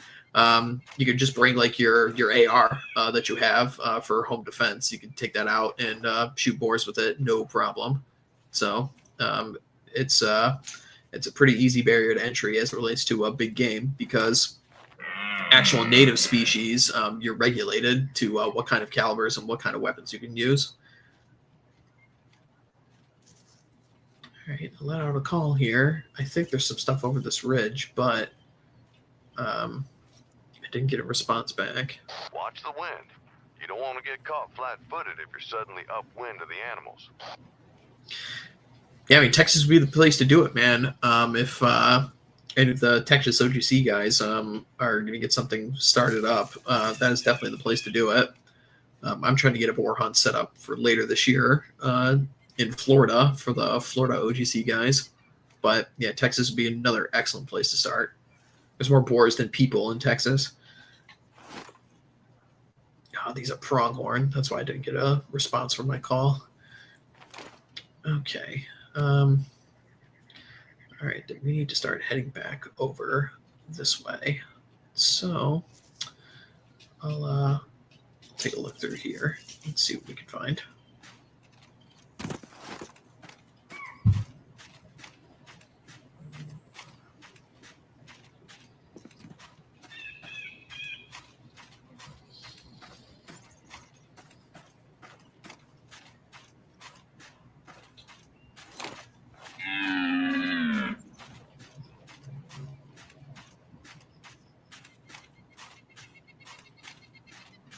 No responses.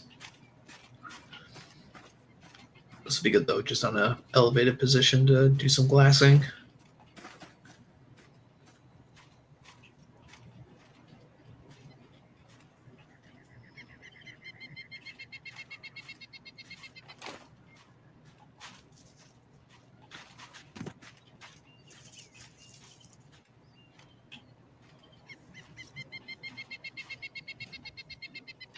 Man, just nothing.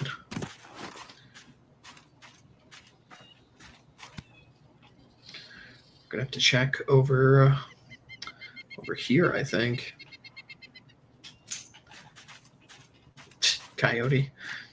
Wile E. Coyote. Super genius. Oh, there's something out there. That's a doe. Pronghorn. Okay.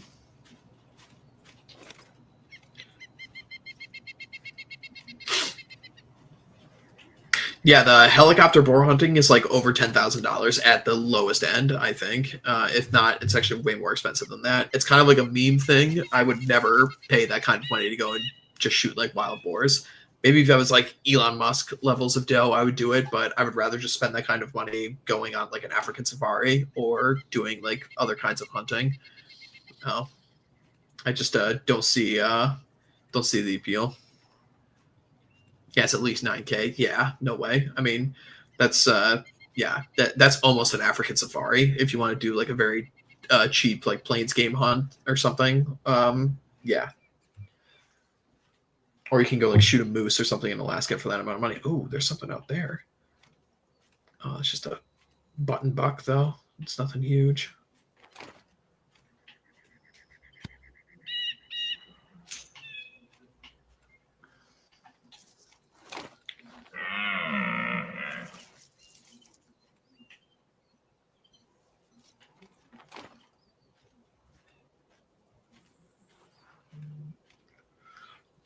Just got that guy running towards me. I don't want him. I want something much bigger.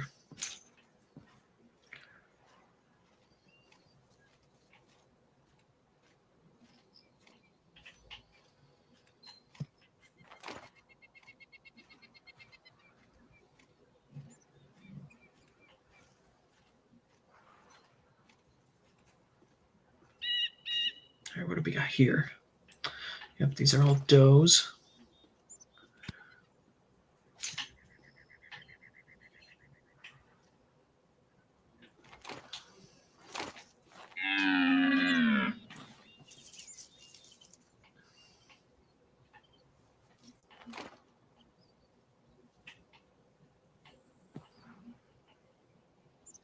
No, I don't want you, you tiny little dude. There's probably not another buck in this area. All right, I'm going to dip back to the area I was originally going to head to.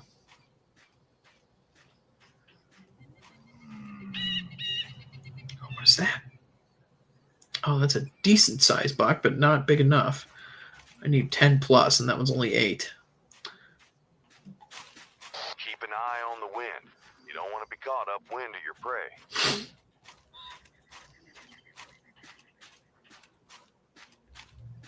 All right, let's take a look around here.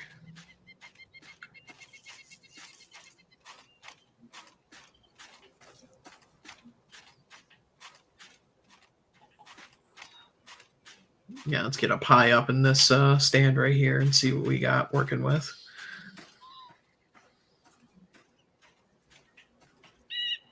Oh, these are all pronghorn.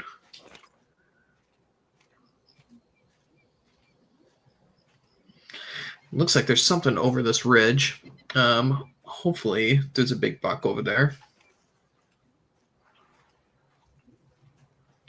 You get inside this big stand right here. Oh, that's a pheasant. If you guys want to get into wing shooting, the absolute best place to start, period, is pheasants, 100%. They are primarily ground-dwelling birds, and because they're ground-dwelling birds, it's actually way more than a lot of your flying birds like ducks.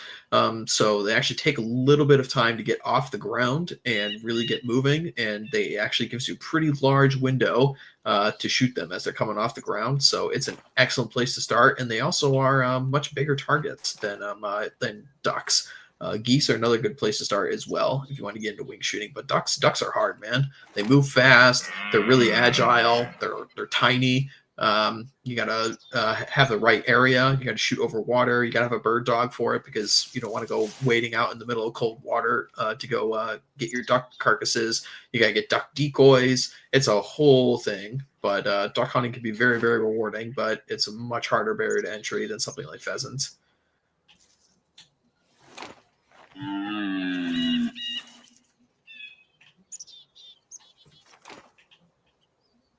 Yeah, it's just a pronghorn here. Okay. I pretty much ran over like the entire map at this point.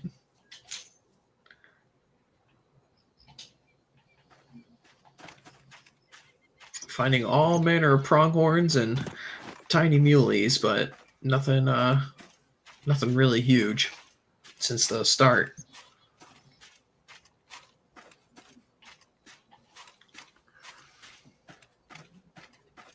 Yeah, pheasant hunting is probably my favorite kind of wing shooting, to be honest. I have so much fun hunting pheasants. It is great. Get yourself a nice little like Brittany Spaniel or something that's a really good pointer. I've the best bird dog I ever hunted though was in my entire life though was a black lab. I hunted with a guy who had a black lab for at least like 10 years. I hunted with that dog and that thing was amazing. It was a good pointer. It was a good retriever. It obeyed commands really, really well. Just a really amazing dog.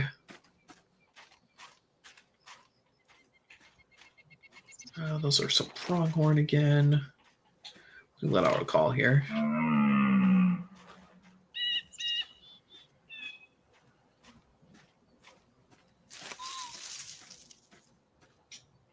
reckon this area's all hunted out for the day. The animals are cleared out. Those are just does and pronghorn, so I don't feel bad about screwing up like that. God, where the hell am I supposed to be finding another one of these big bucks, man? God,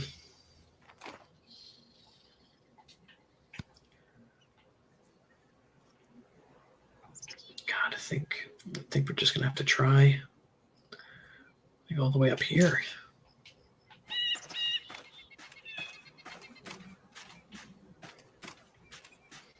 Hopefully I don't run out of time. Yeah, it's been quite a while. I think it's been like 10 or 15 minutes since I saw those huge ones.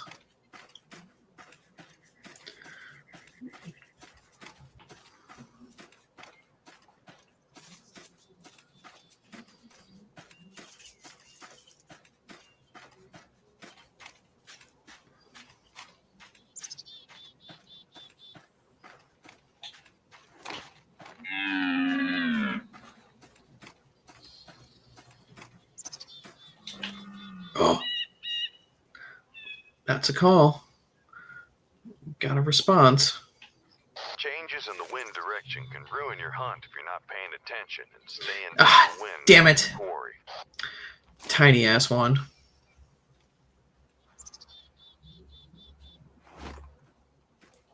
Now, is it choppy again? Yeah, it's. I don't have the best internet here, so the streaming can be kind of ass sometimes. So is very unfortunate.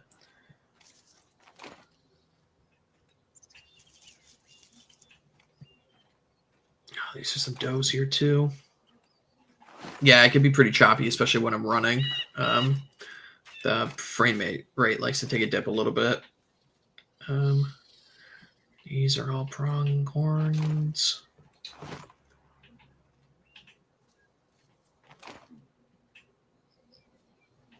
These are all just regular does.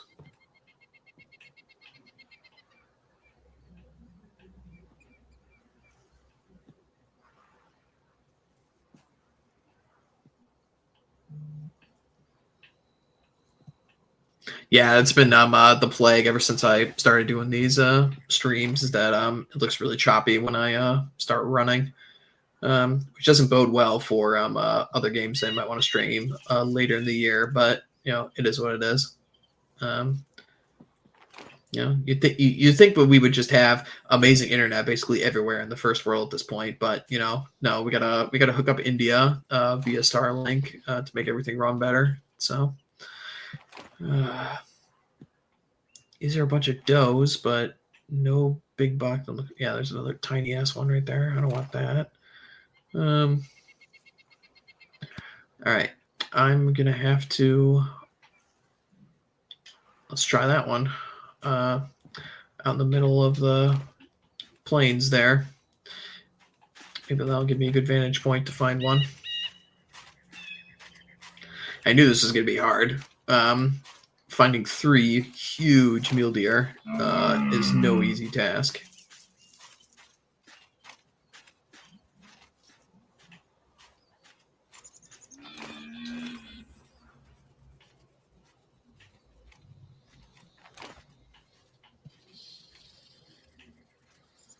There's something on the other side of these rocks here. I think it might be pronghorn though.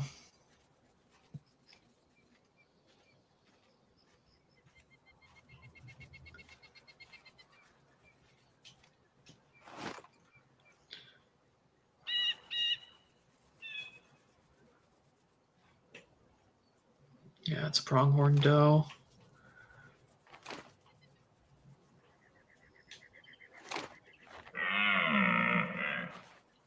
Let's see if I get a response.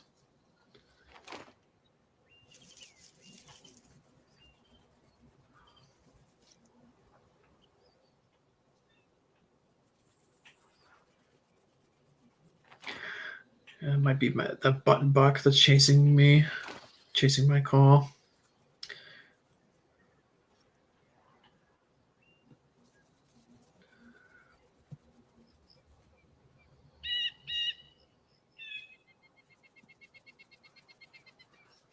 Yeah, I mean, I'd love to. The problem is that in my apartment, the fucking box is all the way on the other end, and I couldn't get the guy to move it. So I would literally have to run a like 200-foot Ethernet cord all the way, like across the floor and like through some doors and into my spot, and it's just not feasible. I'd be tripping over that shit all the time. Oh, another call here. I think this button buck is chasing me right now. Yeah, he's like right here. At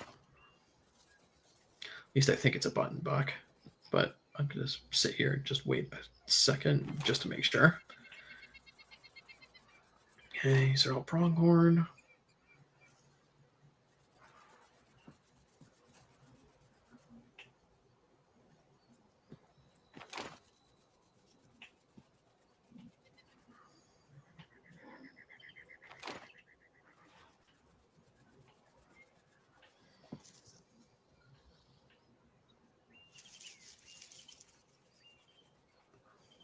Watch the wind.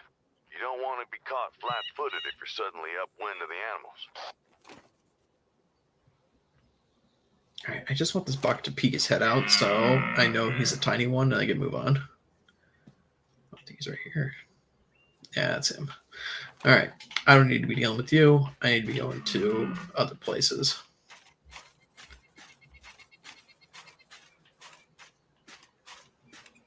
don't need to bother with these Pronghorn either. They can go book it for all I care.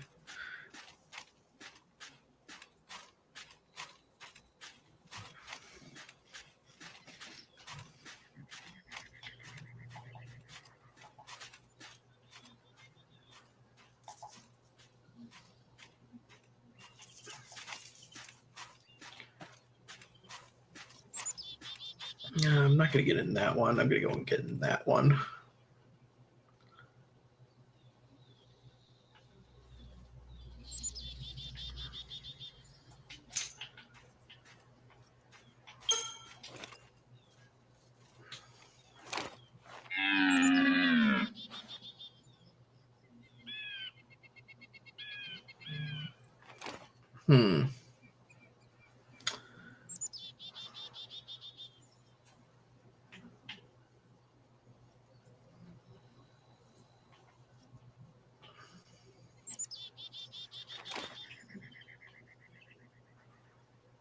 All right, let's head over that way and get on top of that position.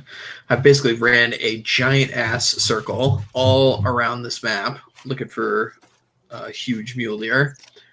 I knew this is exactly how this was going to go too. Find two of the big ones like right away and then struggle to find the third one. So now I'm basically right back where I started.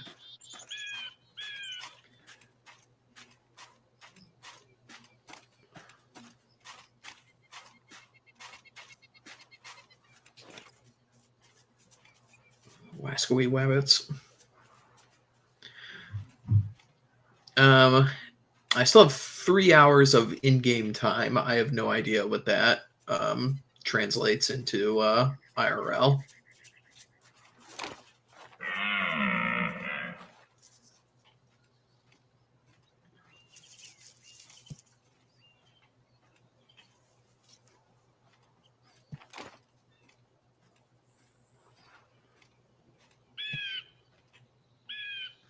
Got something right here.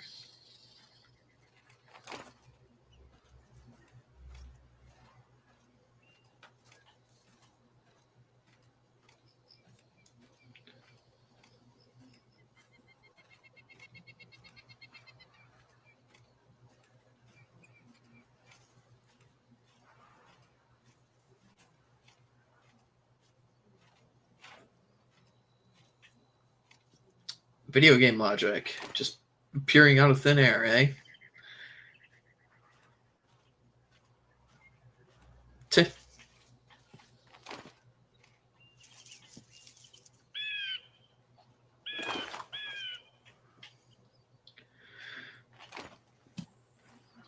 All right, get running. Not dealing with you.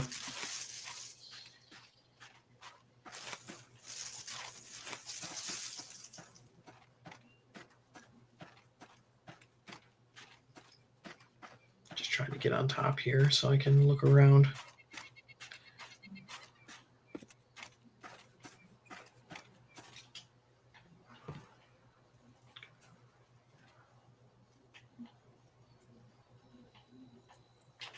Wait a minute. Those are some does.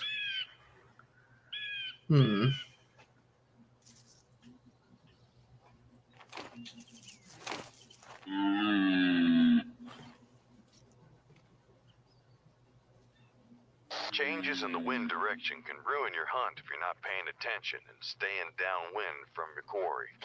All right, I got a response from over there. Oh, God, is it this little weasel?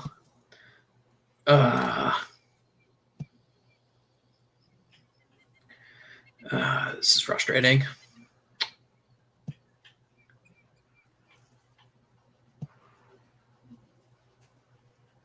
Can't shoot him if I can't find him.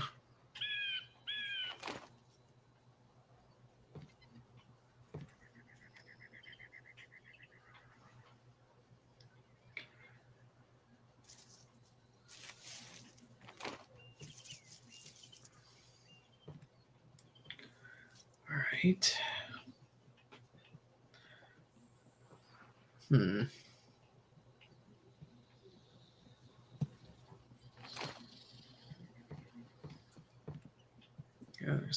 guy.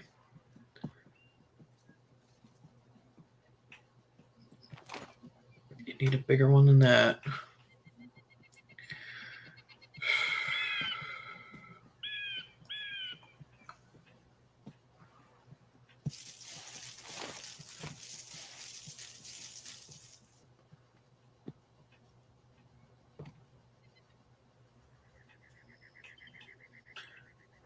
Gosh, just nothing but a couple of does right there, unfortunately.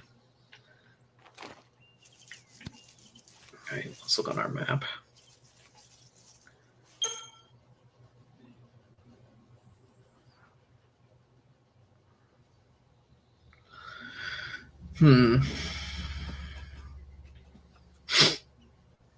I think I'm gonna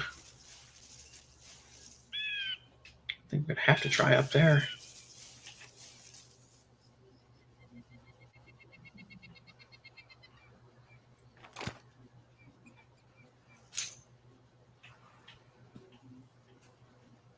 Not seeing anything though.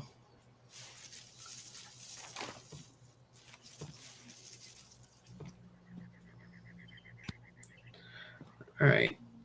I don't think I'm going to have any success up that way. I don't see anything.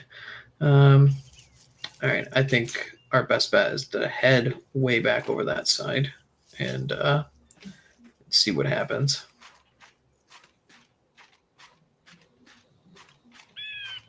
It's going to be a really long haul, though.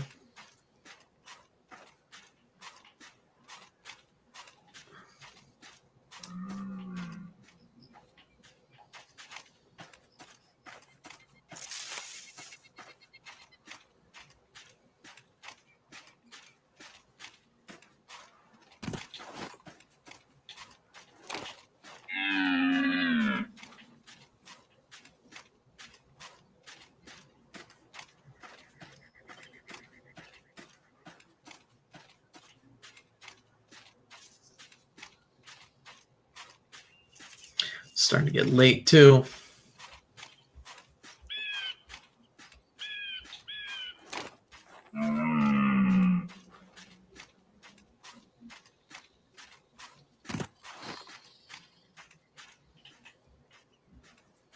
That's a pronghorn.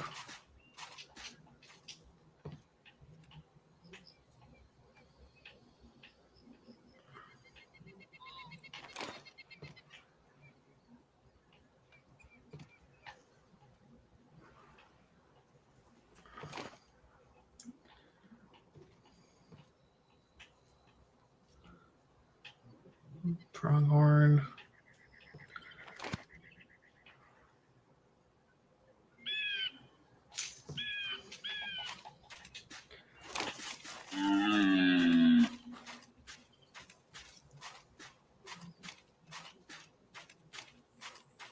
I don't care if she takes off running.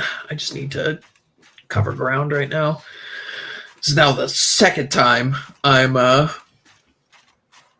making a big circle around the map.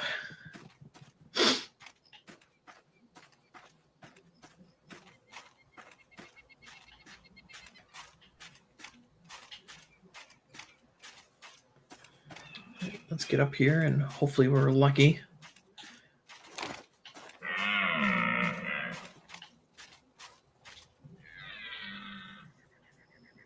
The wind can change without warning. Always make sure you adjust your position to be downwind from your targets.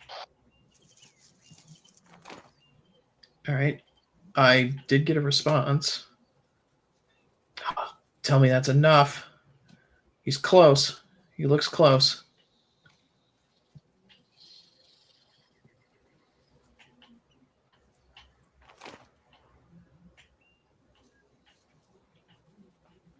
I just hope he's over 10. He looks like he might be 8 or 9.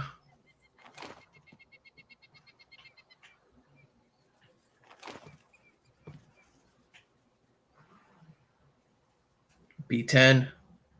B10.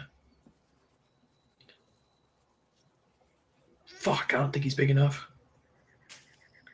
4x3, no! Only 7. Damn. I don't even care.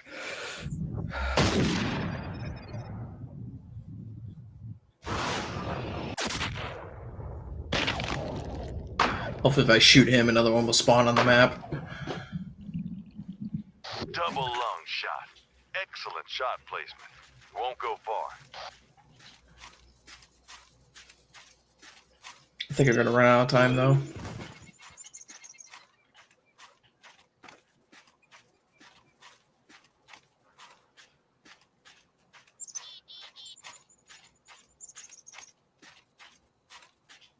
Not a terrible trophy, but you gotta do better to meet the requirements of this hunt.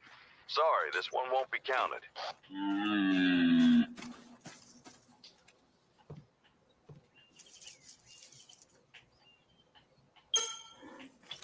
Only an hour left. Oh, no.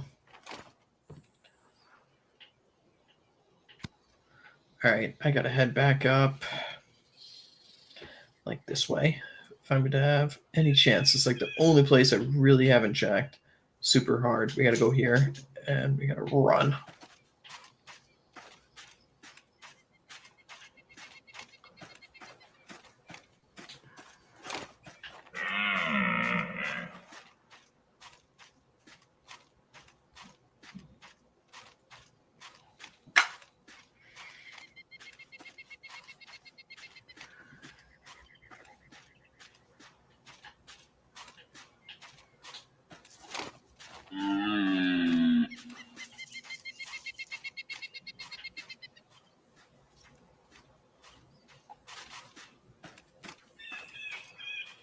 What do I got here? Pronghorn. Nope. Gotta keep running. 45 minutes. Shit.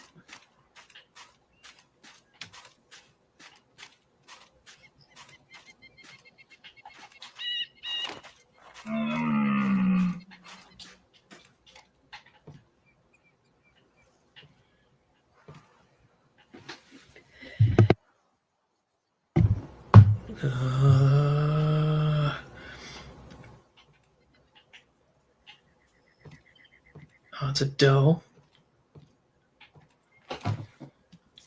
Doe all by herself.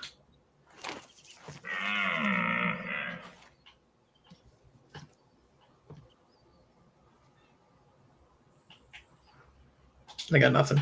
All right. Gotta keep moving.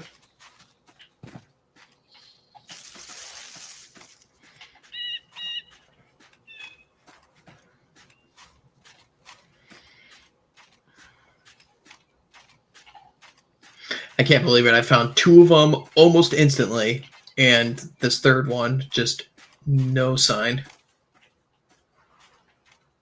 All right, there's a female up there.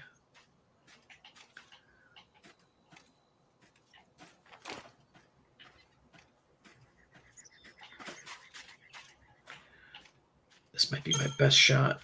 If a group of them are up here.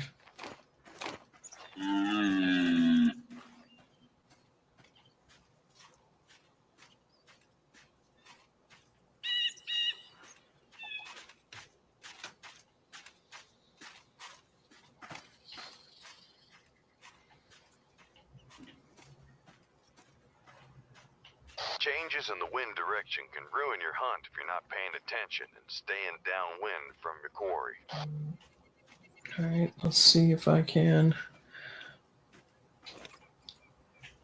I don't think there's one in here. I think it's just a bunch of does.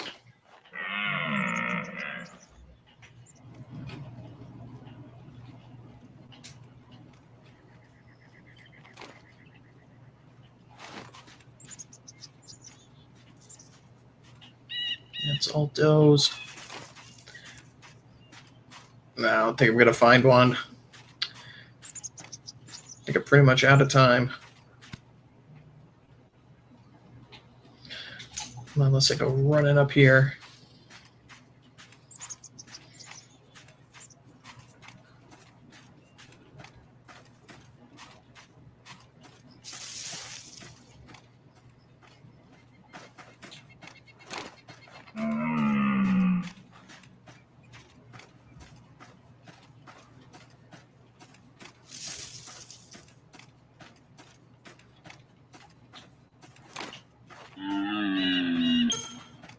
No boy. Oh, got a response. Come on.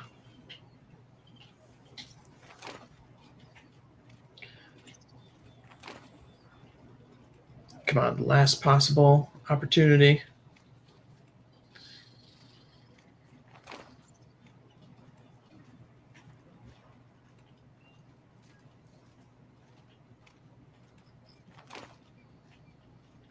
Come on, where is he?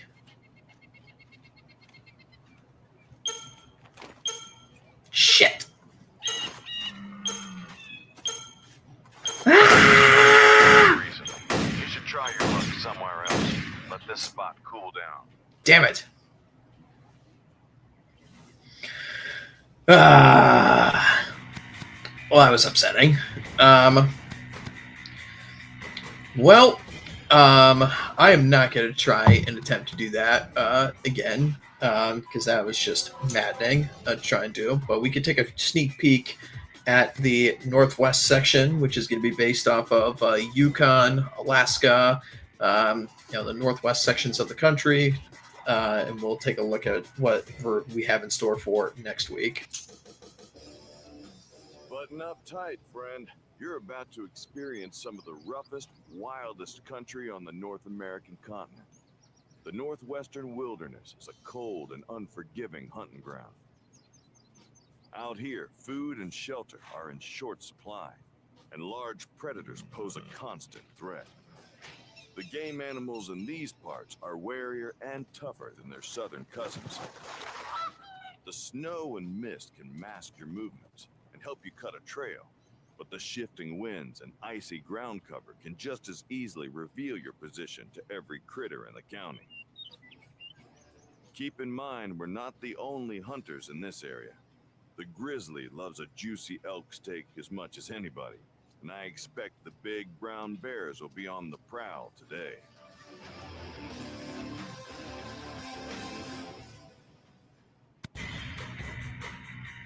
All right, so this is what we're looking forward to next week. We got some grizzly bears to go after. We got black-tailed deer, which are relatives of muleys. They're found in the Northwest. Then we got moose as well, and of course Roosevelt elk. So that'll be for next week. So thanks for coming by, guys. Unfortunately, the ending there was less to be desired, but we'll be back next week as ever. And let me move that here. Put myself back on the center. There we go. All right. We'll see you guys next week. Thanks for coming by.